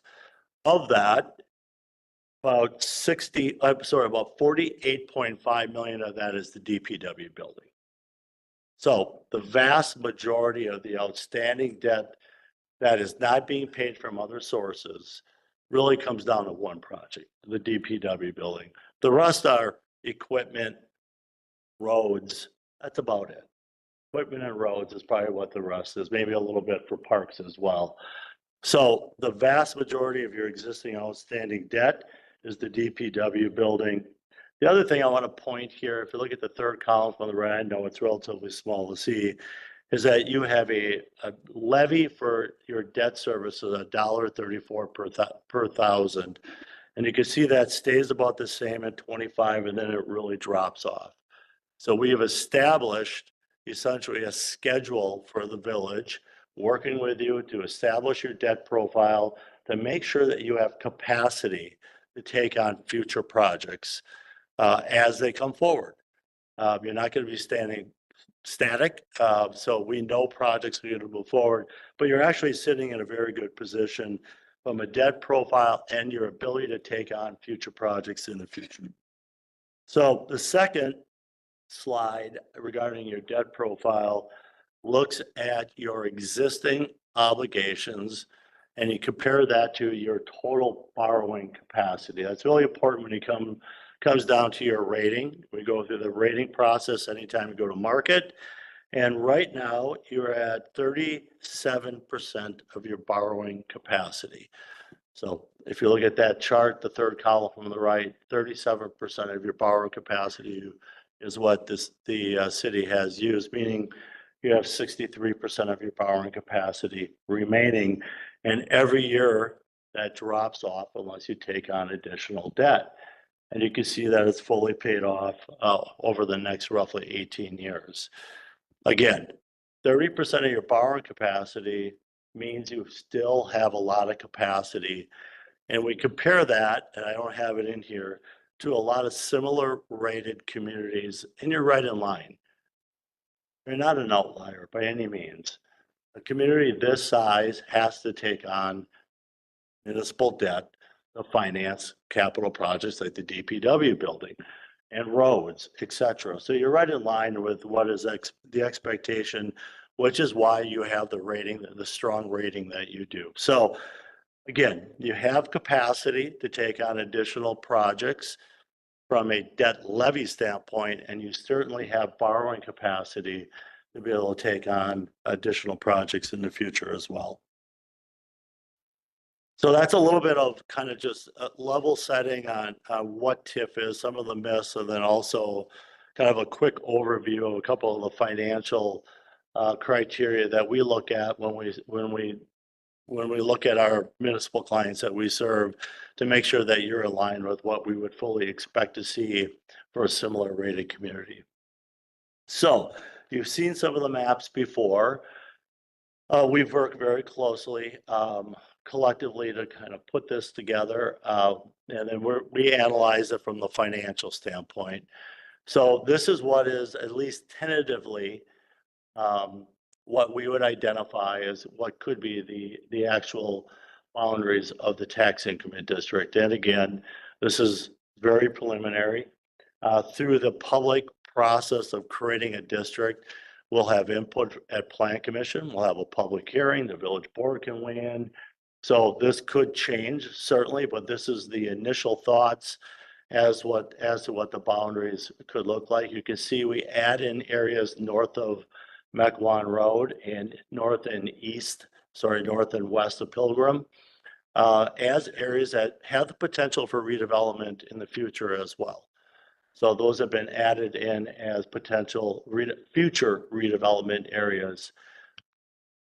We have identified in here really taken the architect's view of what this could look like and try to break it down again by phase. So tax increment, this would be tax increment district number 10. It would be, in our estimation, the best approach here would be a redevelopment district, which would be very similar to what those other communities I laid out have used, the redevelopment statute to be able to create the district as a redevelopment district. That gives you a little bit more time. It'd be a maximum life of 27 years, a 22-year expenditure period. So again, it gives you a little bit longer time period than a mixed-use district, which is 20 years for this, development to occur over phases. 50% of the area by acreage, not parcel, is in need of rehab over the life of the TID. And really that is an administrative, not a legal finding. So we need to make the case that this area is in need of rehabilitation. And through that TIF creation process is when we're going to go through that analysis. The 35% newly platted residential restriction isn't applicable for parcels that have been previously platted. These are all areas that have been previously platted. Doesn't have to be for residents, but they are previously platted. And so therefore, we have the ability to create areas for residential. The rehabilitation district, as indicated, is really an administrative finding we go through in the process. And the public notification process we've already heard about, but in this process as well, any property owner located within the tax increment district boundary, proposed boundary, would receive a letter that would invite them to the public hearing, and they would have the ability to actually weigh in on the creation of the district and would be part of that process. So it's normal and a requirement by statute that we send those letters out to all the affected property owners located within the proposed boundary. So our analysis that we had put together really was broken down in a couple of phases, and we really focused in on what we'll view as phase 1 and phase 2. So phase 1, you'll see in here, has been identified as a combination of a multifamily and commercial. And you can see the area identified here. So we did a quick summary. The idea behind this was to kind of give you some big picture amounts. Again, they're going to be at some point in negotiation with developers. Certainly don't want to tip your hand as to all the numbers. And we know this is going to be an open session. So we wanted to make sure this was relatively generic, but this ties back to all the numbers that we had prepared. So phase 1 is really acquisition of the flower shop site, the vacant parcel that is directly west of the Ascension property, and the Ascension property. Those are the areas that would be acquired for phase 1. As part of phase 1 costs, we would also have the demolition and cleanup of the sites to be acquired. We have some very preliminary estimates of what those costs would be. Infrastructure to serve this area would really be to serve the flower shop site would come off of Pilgrim Road. So the first area that would be have access would be coming off of Pilgrim Road. In this cost, we also identified the professional service costs that have been incurred up to this point, and really related to the acquisition of property, market studies, various studies, and the TID creation that would occur on a later through this process. Total estimated cost for phase 1 is about 11 million. And so the 11 million is a very preliminary estimate that we have been able to at least pull information from different professionals to get.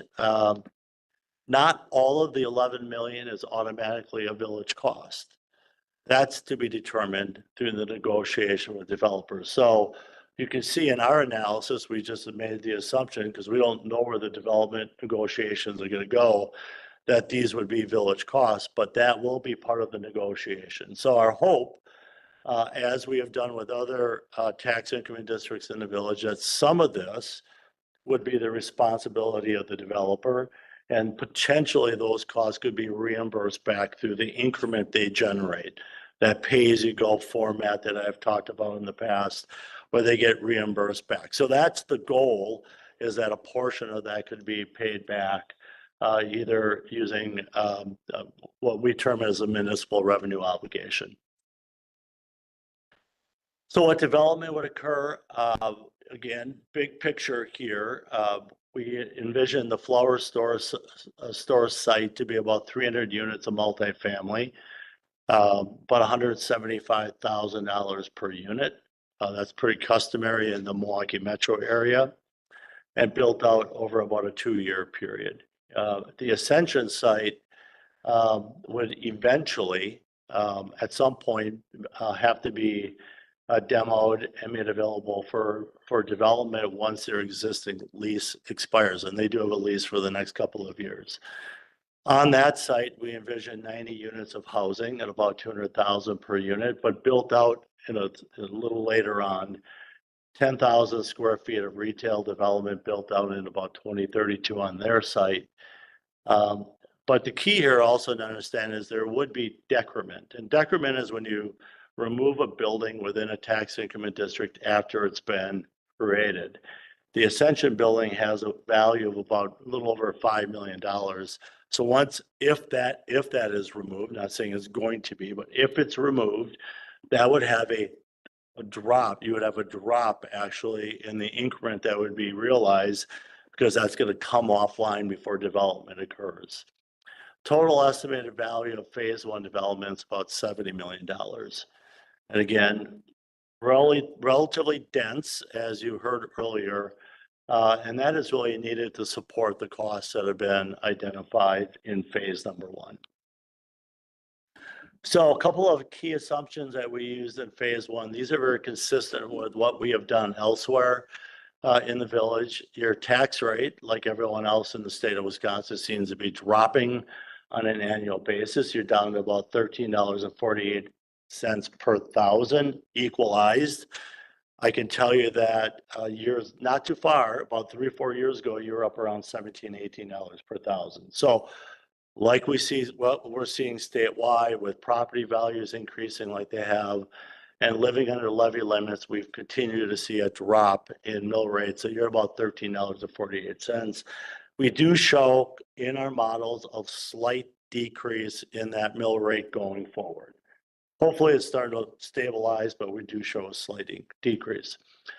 We show a property appreciation increase of the new development at 2% annually, so increasing in value.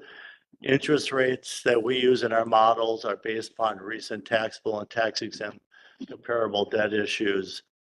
And phase 1, as a standalone phase, just say nothing else happens besides phase 1, would have a positive cash flow, assuming both the development assumptions, project costs that we identified, and assuming land sale revenue of about $2.1 million. So there would be a sale of land to these developers as well. These are, again, I'm not going to walk through the sheets. I just described what all of this is, so I wasn't really going to spend any time going through each of these sheets. But how did we get to the $69 million is on the sheet that you see here. That's how we got to the $69 million of development for phase 1. Again, the flower store site, Ascension over time to make that happen. The increment sheet, again, is the assumptions I just talked about. The declining tax rate, the 2% appreciation factor over 27 years. Here's our cash flow. I'm happy to walk through it with somebody if they want to go through it with me. I'm always more than happy to talk about our assumptions and what goes into it. But this is very consistent with what we have shown you in the past. And I'm just going to circle back to what I said earlier. You've been very successful on closing your districts out early. We think we are conservative always in our estimates that we provide. So that's phase 1. Phase 2 really now brings in the BMO and BP property in the future. When that occurs, if it occurs, that'll be dictated by those property owners and what could be negotiated. So phase two really includes the acquisition of the BMO and BP property, demoing again and cleaning up those sites. Unlike the Ascension property, the BMO and the BP property values are minimal compared to the Ascension property as far as the existing value. Infrastructure to serve this area would come off of Mequon Road. You saw that earlier. Public service costs, public professional service costs, et cetera, are included in here. And again, not a typo. It just happens to be about the same number as about $11 million in cost, similar to what we showed you in phase one. Here is the development projected. It's much smaller in value because the density is a lot less. We have more retail, more commercial here, but this would include another roughly 48 units of multifamily, 21,000 square feet of retail.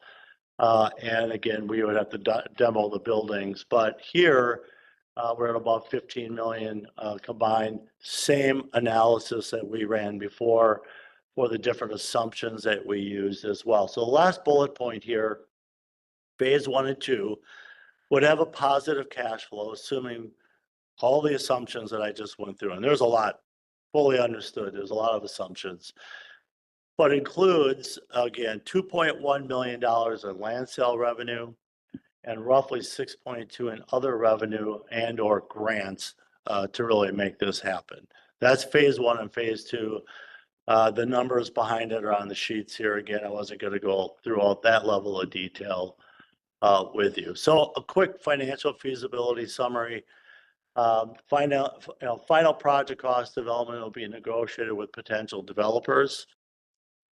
Current projections assume what we think are conservative estimates for the project costs.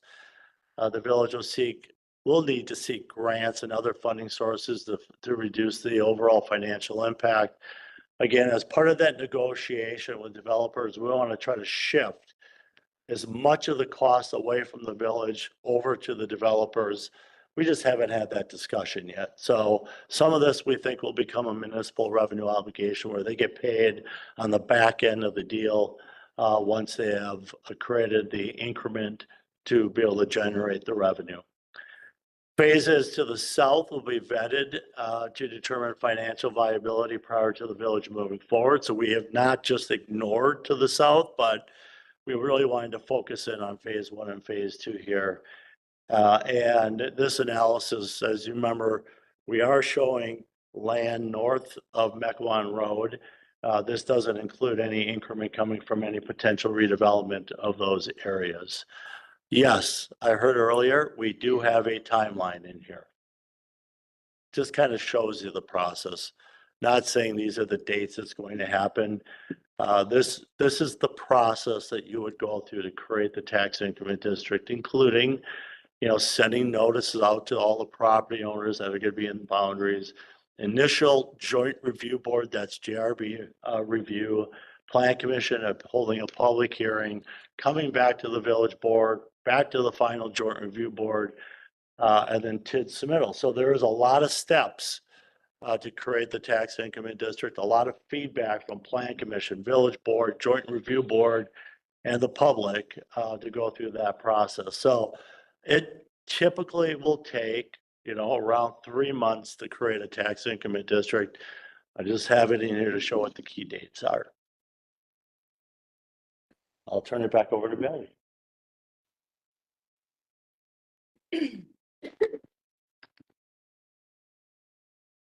So what are the next steps? Thank you, Phil, for the insightful overview of the financial feasibility analysis. Now that we have a better understanding of the financial framework, let's shift our focus to developer engagement. This is a critical next step in ensuring the success of the Village Center project as we look to bring the right partners on board to move forward with the project. First, I would like to address that residents have raised questions about why a developer isn't leading the project independently. And I'd like to clarify that a developer will indeed be involved, likely multiple developers. However, it is crucial for the village to take the lead on this stage to ensure residents have a voice in shaping the development into a master plan that aligns with the community's vision. The goal is to create the infrastructure that the community wants rather than something built simply by right project within the current zoning. This approach allows the development to reflect on the desires of the community, particularly to create the market plots and public spaces, elements that emerge from the 2050 comprehensive plan and were repeated in the feedback gathered during the open house and other public feedback. As part of the Village Center project, we have already started engaging potential developer partners for the first phase, focusing on housing.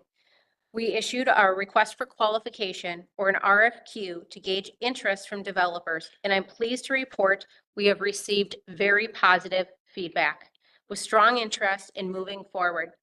Many qualified developers are eager to collaborate with the village to bring the first phase of the development to life. The next step, pending tonight's vote by the board, is to issue a request for proposal, or an RFP. This will kick off a competitive process where developers will submit their proposals. Transparency will be the cornerstone of this process. This approach guarantees that we attract qualified developers, secure right investment, and move forward with the Village Center project in a way that delivers the best possible outcome for Germantown. Tonight, we are asking both the community and the village board if they are ready to take the next steps in advancing the Village Center project. If the village board approves the acquisition of the first phase of properties, we can continue moving forward with the next steps in the planning process for the future of Germantown. Here's what is all involved. Creating a tax increment district, as Phil has outlined this evening. This will help provide the financial framework needed to support the development and property acquisitions. Develop the Village Center zoning district. Working with our partners at RINCA and the Planning Commission, will establish the necessary zoning regulations. The next Planning Commission meeting on this topic would be scheduled for March 24th. Creating design guidelines to collaborate with village staff, RINCA, and Planning Commission. We'll develop design guidelines to ensure that the Village Center reflects Germantown's character and vision. Finally, moving forward with the developer RFP process. As previously discussed, we'll issue the RFP to qualified developers to ensure that we attract the right partners for this next phase of the project. Each of these steps is a critical point to ensuring the Village Center aligns with the village's long-term goals and the village of the vision of the outlined 2050 comprehensive plan. If the board and the community approve to move forward, we can proceed with these important next steps and bring the project to life. Now I'd like to turn it over to Director Retloff and staff. Thank you, Bailey. A lot of interesting and very good information presented to the board this evening.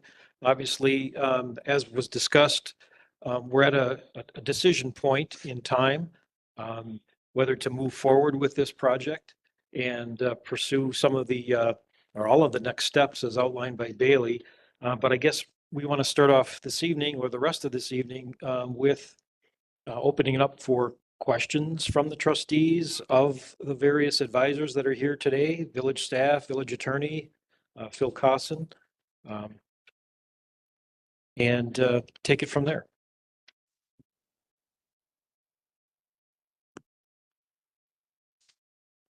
Trustee Rick Miller.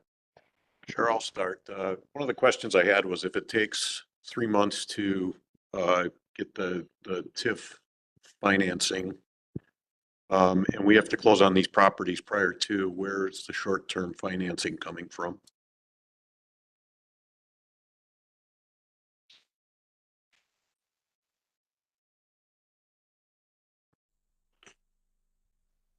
The initial financing would come from general fund cash reserves to be reimbursed by the TID once the TID is formed. Okay, simple enough. Thanks. I add one piece to that. So there would be two different closing dates. There would be initial closing date that would be funded, from my understanding, by that mechanism. The second would be a later point, as the closing date has been delayed to end of June.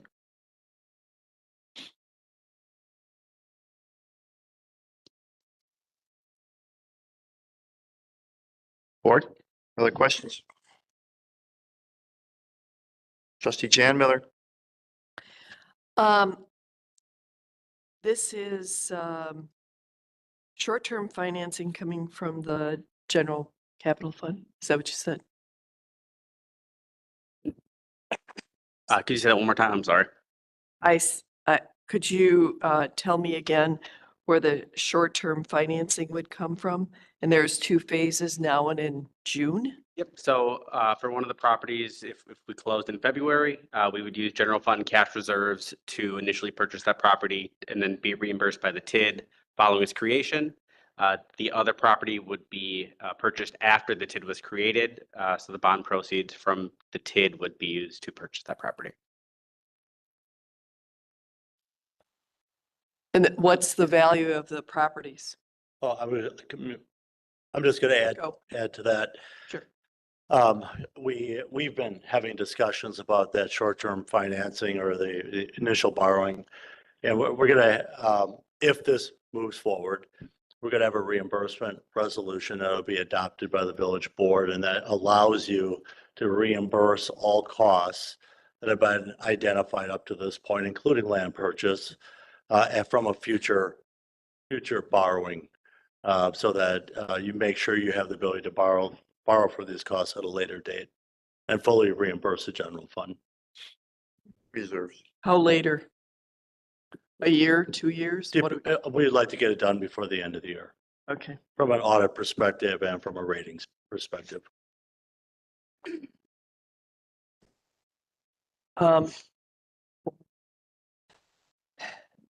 So I think I heard this first phase is a $70 million project. Is that right? That's its value. That's its value? That's its end value. It's a cost is 11 million estimated. Okay. And you're putting in phase 1 over 300 units? It's a guess.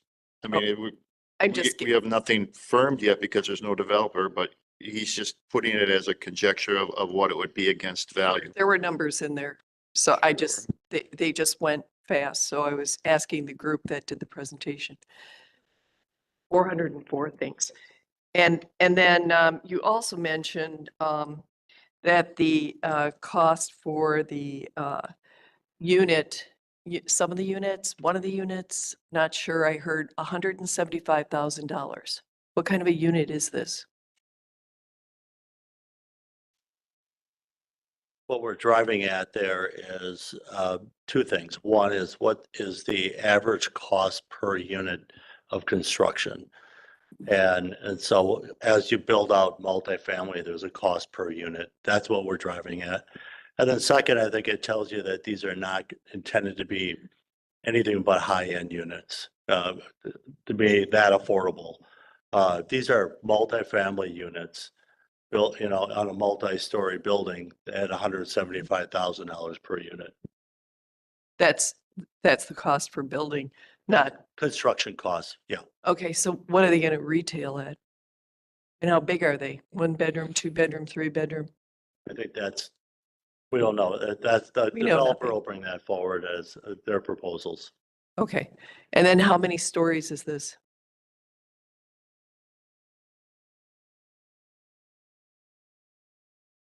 That's not determined yet. Again, that would be part of the developer proposals when they come forward. And I thought I heard you say that the retail space would be 10,000 square feet. There are different buildings that would be estimated on the square footage.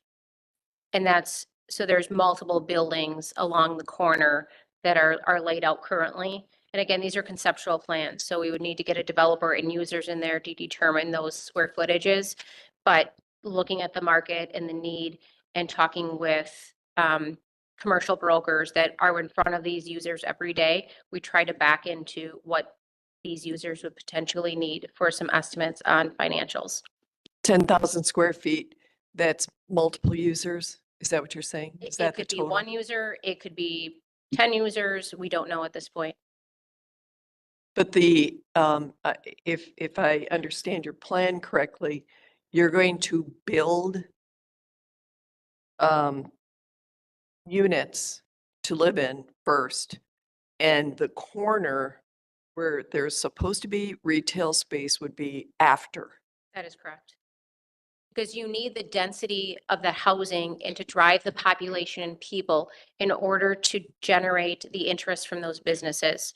And that has been historically the issue with the lack of businesses in this area. In other areas, you have to have that density. If you look at any of the other downtown districts that Phil had mentioned earlier today, look at the corners of Brookfield. They have a mass amount of units and multifamily in the center of that. You need people in order to drive a customer base for these users to want to come and for their building to be, or their business to be able to thrive and survive. Sure. Are you aware that there are apartments across the street in the northeast corner of Mequon and Pilgrim? There's not enough density in this area to drive the commercial. On whose statistics? There's been market studies done, and we've gotten other influence from outside professionals that have given us those opinions. We've talked with users and their underwriting. There's not the amount of traffic and population in this area to drive those businesses to come here. So the current apartment buildings that we have, those don't count. Well, they do. You need those as well, but Oh. in addition to those, you need more. And the current vacancy rate in Germantown is, I think, 2%. So there's also a need for housing and for these people to go and be able to live in Sure. Germantown. Do you know what the growth rate is on an annualized basis for Germantown? Because there's no place for these people to go. Do you know what it is?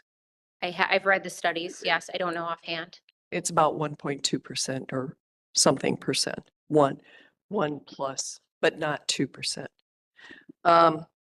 Also, I'm concerned about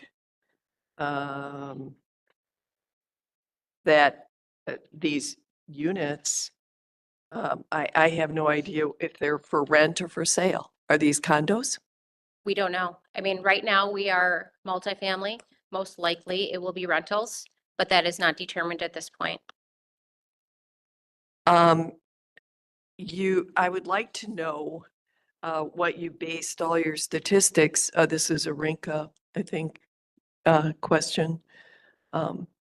Eric, what was we got all the statistics from you, and you said, well, the high quality amenities, public rich realm, host events, sounds wonderful, but the survey says, what was the turnout for visioning session 1, 2, and now tonight? Yes, total number of attendees. Microphone, please. You'd have to go to the microphone. Approximate. I think there was 100 people at the first meeting and I think another 100 at the next meeting. So Was that in the room and online. and online? Okay, and we, Total. okay, so 100 out of 21, almost 22,000 people. And now on the last meeting, we're getting kind of a vision. Well, my concern is, you haven't acquired or don't really have a deal with the market plots, which seems to me to be the focal point. And I hear you saying, well, we need the density first, but you don't have the land acquired. It doesn't sound like, or, correct me if I'm wrong.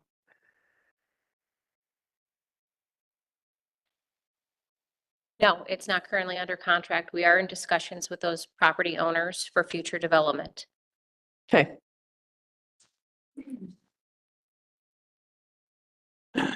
And then my biggest question to this board is, this looks okay. But I want to know, in the TIF world, what is going to happen to the public safety building? What is going to happen to what we really, really need?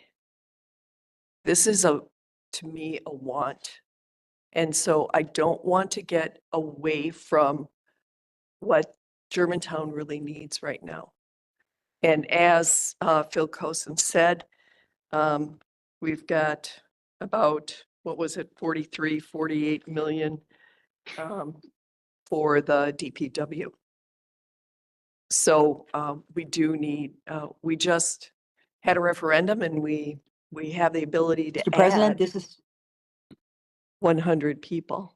how do I I raise mean, my 10 hand? people, 10 firefighters and 4 police. So we want a space for them. So that's my big question.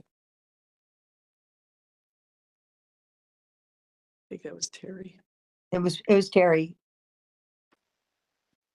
Terry, go Master- ahead. I take issue with saying that this is a want and not a need. I think we have needed this village center for the entire time I've lived in Germantown for 30 years. I think it's extremely important to our future if we don't want to be left further behind. Look at all the surrounding communities. Just pick any one of them. You know where I go when I want something to do? I go to West Bend. I go to Mequon. Or I go to Menominee Falls. Because we don't have the restaurants. We don't have the entertainment factor. We don't have a village center like all of these other communities do. We are sending our residents away rather than giving the families in Germantown, all the people in Germantown, a central location where they can find what they desire. They can find shops. They can find maybe a unique grocery store, a unique restaurant. We need to have this. If you just look at these surrounding communities and see that we are years behind this, where do you think growth is going to be? We are going to be left so far behind. That's when we should be worried about our tax base and what our taxes are going to be. This is, as the gentleman at the beginning of this meeting stated, this is a generational project. We have one opportunity tonight to get this right, to move this forward. And no, we're not going to have all the answers. But you have to have the vision, which we do, and we've been looking at it for a long time. And we have to finally say, yes, this will be Germantown of the future. Let's start moving ahead with it and let it fall into place. I have no problem with this being a TID. Look around you, all the places you probably go, whether it be the Costco grocery store, it be the Wisconsin Athletic Club, it be the restaurants in Menominee Falls, the park in Menominee Falls, all TID districts, all developed with vision. We started with vision and moved from there. Same with downtown Thiensville. And as you can see, they're still working on it if you drive down there in the Thiensville Mequon area. They have the village has just vacated some additional lots to build on. And it's a beautiful place. I love meeting friends down there for dinner or for lunch. So, I mean, this I think is a need as much as anything else. And yes, we do need a police and fire station, but I think we're talking two different things and we will figure out a way to do it. But this is now, and it's gradual and it's over a period of time. And I really think this would be such a missed opportunity if we think we don't need this for our community, that we don't finally want to give our residents amenities that they have to travel for. That's all I wanted to say. Trustee Cutts? Mr. Cossin, I had a couple questions for you related to the TIFs. One, I know it was mentioned about increased revenues for benefiting the schools, but that money doesn't benefit them till the TID closes for the new growth, correct? On the new growth piece, that is correct. Okay. On what is there today, they're held harmless. Right. So the tax levy set every year by net new construction. So the new building that would happen in a TID, is that part of net new construction? It's a very complicated question. It used to be, for new districts created 25 and after, there's a formula you go through. I'll just say a portion of it is attributed to net new construction. The law changed, between 24 and 25. So A portion of it does, yes. right, so a portion would affect all taxpayers. Which also allows the village to increase your budget, to be able to pay for things like firefighters, et cetera. Right, but I mean, I've There's just a heard benefit there as well. said a lot in the past that this doesn't affect other taxpayers, but it does to a small extent. I could, sorry. If I could just add to that, that decision is made at the budget time when the village board decides, how much of the net new construction they want to levy. So that's a result of the budget process more than the creation of a TID. Right, I'm just asking if the new growth in the TID is figured into net new construction counted as, because then it does affect. Okay, I think that was all I had for you. We don't have answers because I know this is all conceptual as far as the market plots, which we know we want to have.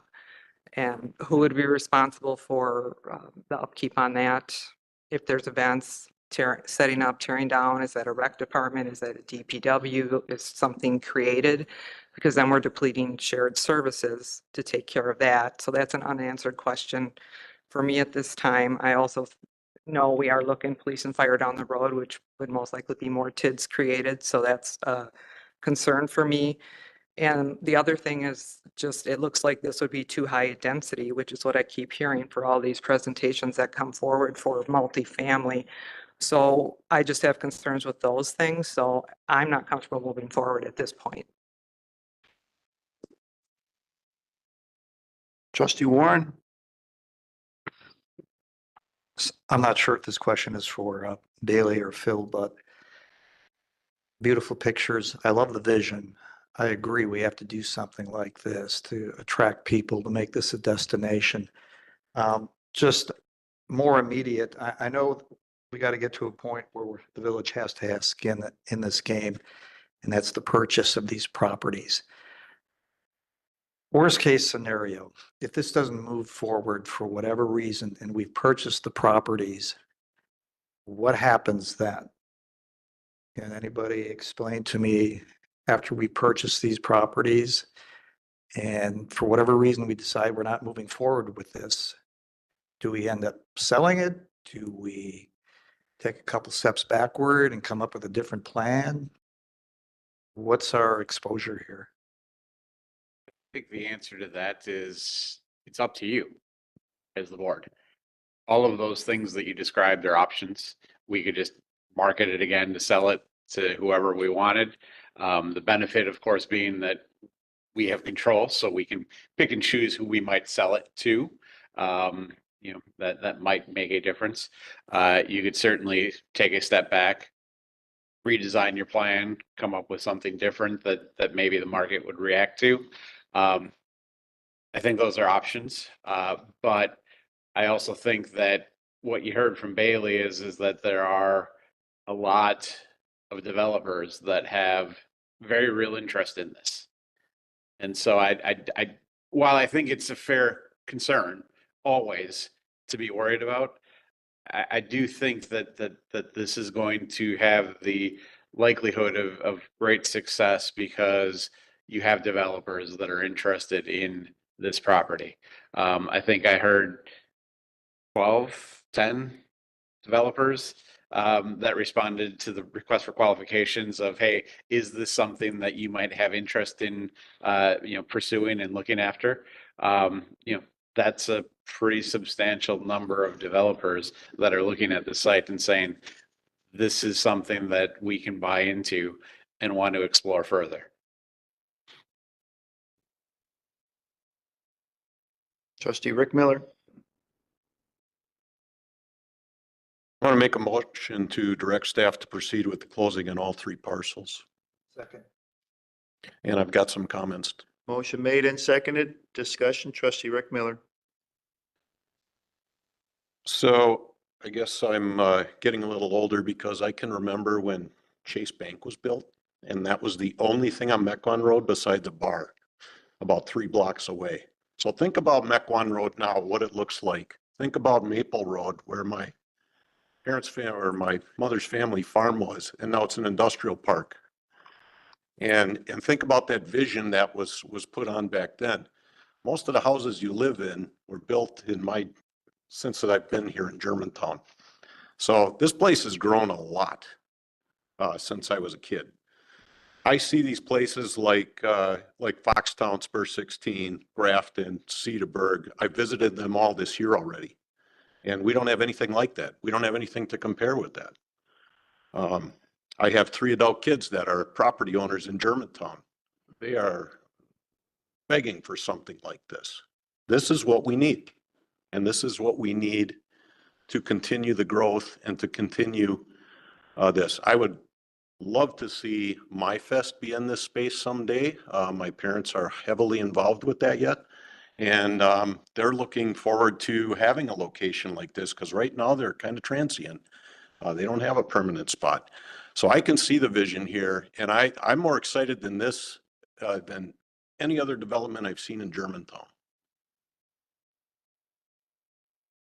Further discussion? I've had my hand up for quite some time. You must be tired. Go ahead, trustee Pieper.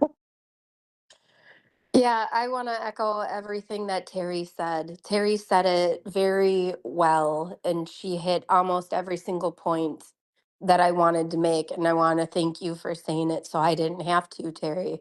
This is what Germantown needs. We are very, very, very far behind our surrounding municipalities with redevelopment, severely behind.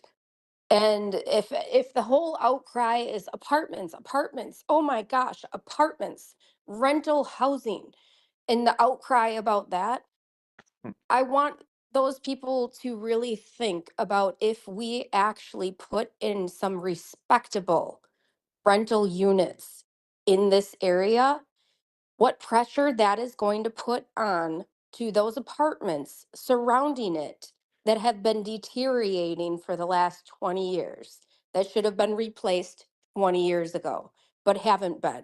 What pressure is that going to put on those to make their property look nicer, to redevelop those apartments that have become such an eyesore in Germantown? This is what Germantown needs. This is the catalyst. And again, I'm going to address the people who want Main Street. They want their downtown. Village Center District is not going to replace our Main Street, our downtown, our heart. Village Center District will do nothing but react as a catalyst to pull the redevelopment of Main Street into action. This is what is needed if you want a new downtown. This is needed to pull into Main Street. I can't emphasize this enough. And I think this is the only time, at least moving forward, that I will support a TID. And I think, correct me if I'm wrong, Administrator Krecklow or President Walter. If I'm wrong, let me know. But Germantown has never done a mixed use TID. This is a No. first. This is a redevelopment, Tiff. This is a first. We're exploring unknown territory. Will we make mistakes? Yes, we're only human. But this is new. This is exciting. This is the drive that Germantown has needed for decades. I am completely on board. Further discussion?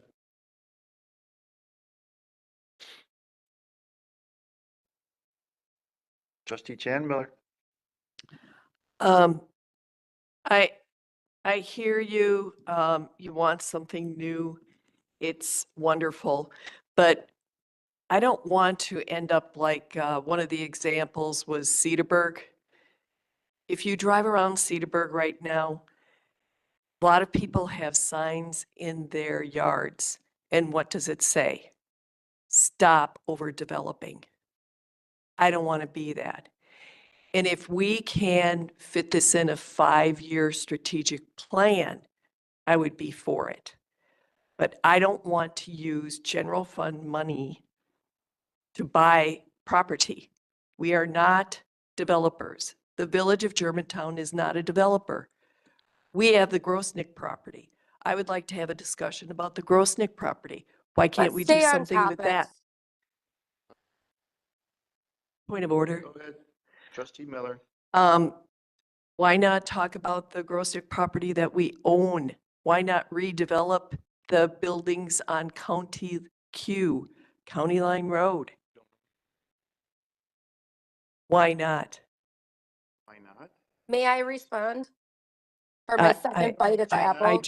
I just want to make a point. Go ahead, Trustee Miller. So I think all the unknowns, we don't know the developer, we don't know this, we don't know that. I understand the process, and you might not have that yet, but you've had over a year. And I keep hearing from residents that are calling me, writing me, no TIDs on this kind of development. And it would be a first. It would be a first. And I keep hearing these people saying on this board, we've never done a TID for retail. We've never done a TID for residential, only for commercial, industrial. Sounds like that. Dean Walter. Anyway, so that's how I've been schooled on this board. And I just want to stick to the principle. So I think we need a 5-year plan. I'm not saying never. I just think it's a bad time when we've got a new chief of police. We've been promising them public safety building for a long time. And I know Jolene is really pro public safety. So I think we need to just look at what opportunities are and put them in a strategic format and follow it. We need a strategic plan. It's not on you, it's on us. Thank you. So when you put in the check here of public safety building to this development, to me, you're speaking apples and oranges. And the reason it's apples and oranges is because, and we'll use our Department of Public Works building as that example, that's a bond that is issued, that is paid back directly by the taxpayers because it's put onto the levy directly as borrowing. That's separate. This is a TIF that is built based off of the taxes that are there that would still come to the 5 municipalities or the 4 taxing districts. And from that point, any other development beyond that would be paid back for whatever borrowing is needed to secure the land. Over and over again, Rinka in their presentation said this is a catalyst, meaning that it's a starting point for other development in this area. So you're thinking of other development that happens outside of where this development first occurred to spur. You're going to see bigger development and changes in your commercial area across the street where Sendix is. They're now under pressure to upgrade. You're going to see changes into the apartments that are behind Pick and Save because they're under pressure to scale up to get other residents into their older apartment types of complexes. It's going to spur a development that's going to happen up Highway 145 and up along Pilgrim Road towards 145 with some of the properties that are in need of development in that area because it's going to bring people to the area that are going to want to have other amenities that will go on those areas that will be non-tax TIF involved. So that's direct tax input into the village. We are losing our young people. We have seen study after study that are losing on a regular basis our 25 to 35-year-olds. They're going to Jackson, they're going to Menominee Falls, they're going to Sussex, they're going and beyond. We're not holding them here. And the reason we're not holding them here is because there's nothing for them here to do. And also our young families. Many young families have reached out to me and said, on any time that I want to go to a family-friendly place, I have to take my family outside of Germantown because there's nothing here for them in regards to those types of amenities of what they want to do for their downtime and how they want to be more family-oriented in that downtime. This does that. This brings that development into the area and spurs the whole downtown. Plus, it gives us identity. It gives the downtown identity. Where's the downtown? Ask anybody. You get two different answers. You got old downtown, you got new commercial. This gives a base of center where we can have our events, where we can have people congregate, where you can have all different types of events year round. It is a great use for this land. And it's not a development for residential, it's redevelopment. We know there's a brownfield here. We know it is. And not only a brownfield on the sense of where the flower source is, but where the BP is. We already know there's a plume going underneath there and going and heading towards the BMO Bank. That is a regards of having to be cleaned up, and you get brownfield grants for that. So it won't be the TIF you see here. And we are not a developer. We don't propose to be a developer. What we are is we're presenting a catalyst for development. We're not becoming the developer. We're soliciting other developers to come in and help us with this. All we're doing is creating the area for them to start from. And from that, we can talk about what of these costs can be offset, whether it be TIF or straight infrastructure based on what their development is. We don't have those details, but we will. And we'll have it with the input of the residents of what they want to see there, what kind of amenities they want to see there, the families that are here and what they want to do within Germantown in this area. And it will spur the downtown all the way up to Division. And you'll see great growth. Will it happen in 5 years? No, it won't. It'll take 15 years at least or more. That's why it's a vision. It's a big, large vision for the revitalization of downtown. And this is the catalyst that starts that vision. And that's why I support it. Further discussion? Well, you took pretty much every word out of my mouth. So thanks for that, Dean, because my voice is a little scratchy anyway. But I did want to point out that public safety, getting a new police station, fire station, whatever that may look like, we are not even near the point where we are with this development. And if we take our time and we hold back on this, we're going to get something as a result of holding back and not taking action that is far less than what we envisioned. And we're not going to have the grandiose, the beautiful village center town district that we envisioned. We're not going to get that. We're going to get something completely dumbed down and way less and unsatisfying. That's all. That was my second bite at the apple. That was your second bite. I was going to remind you that. Oh, you don't have to. It's okay. I know. You keep track too. Thank you. Further discussion, and I apologize if my tone got louder. I have my father's voice, and when I get excited and I get passionate, I get loud. So it was not meant, and it's not yelling, it's just passion. So for that, I apologize if it was meant as directed as yelling of any kind. It's just, like I said, my father's voice coming out. So, sorry. Further discussion. It's my father's voice that comes out when I yell too. Sorry. Your dad's got a high voice. No, he doesn't have a high voice, just a loud one. Further discussion? No further discussion? Roll call vote. Trustee Warren, Aye. trustee Ketz, No.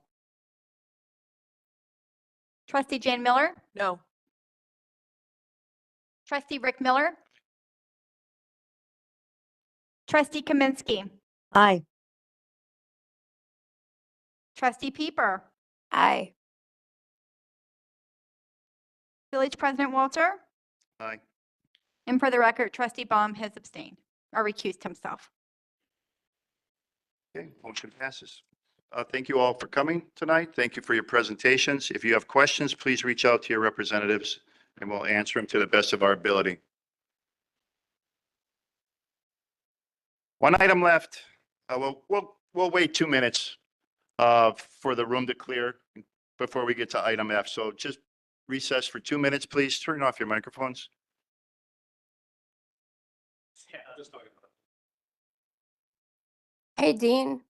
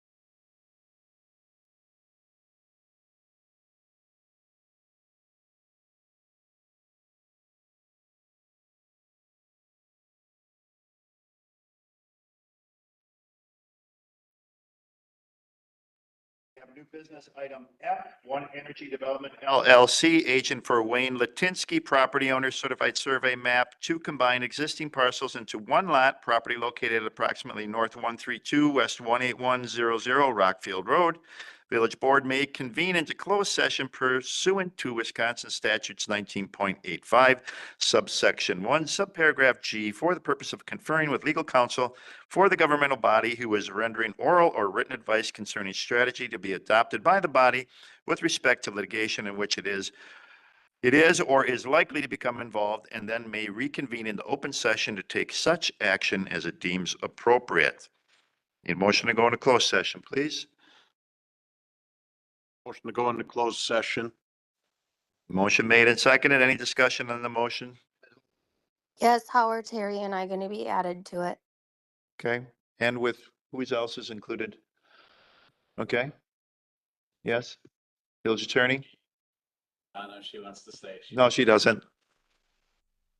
She doesn't want to stay. Administrator. She doesn't have to stay. Steve still on? What about Steve Krecklow? Steve, do you want to be, we can call you in?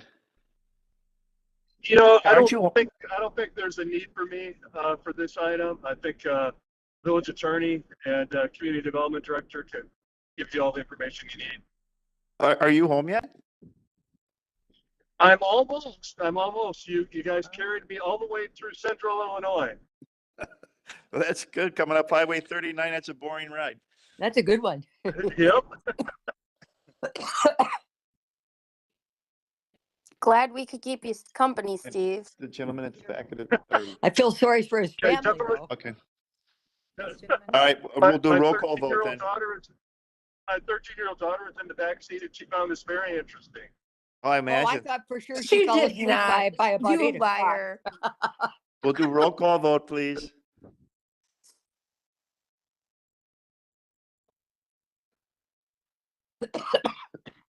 Trustee Warren, trustee Metcalf, Aye. trustee Baum, trustee Rick Miller, trustee Jan Miller, trustee Kaminsky, Aye. trustee Pieper, Aye. village president Walter. Aye. Back to trustee Jan Miller. Okay, go into closed session. Give us a couple minutes to close it up, but we will go back into open session as it deems necessary. right. Hey, say Jack, if you want me to send a Microsoft Teams to both Terry and you and me, I think that might be the easiest way to go into closed session. With have us. I have your phone number. I think I have Terry's. I'm just looking right now. I got it if you don't. Yeah, I'm just trying to think of how to get us all on a conference call. Yeah. Yeah, we'll call both of you and just get you on a conference call. All right, as long as you got to figure it out, just offering. Yep, we're good.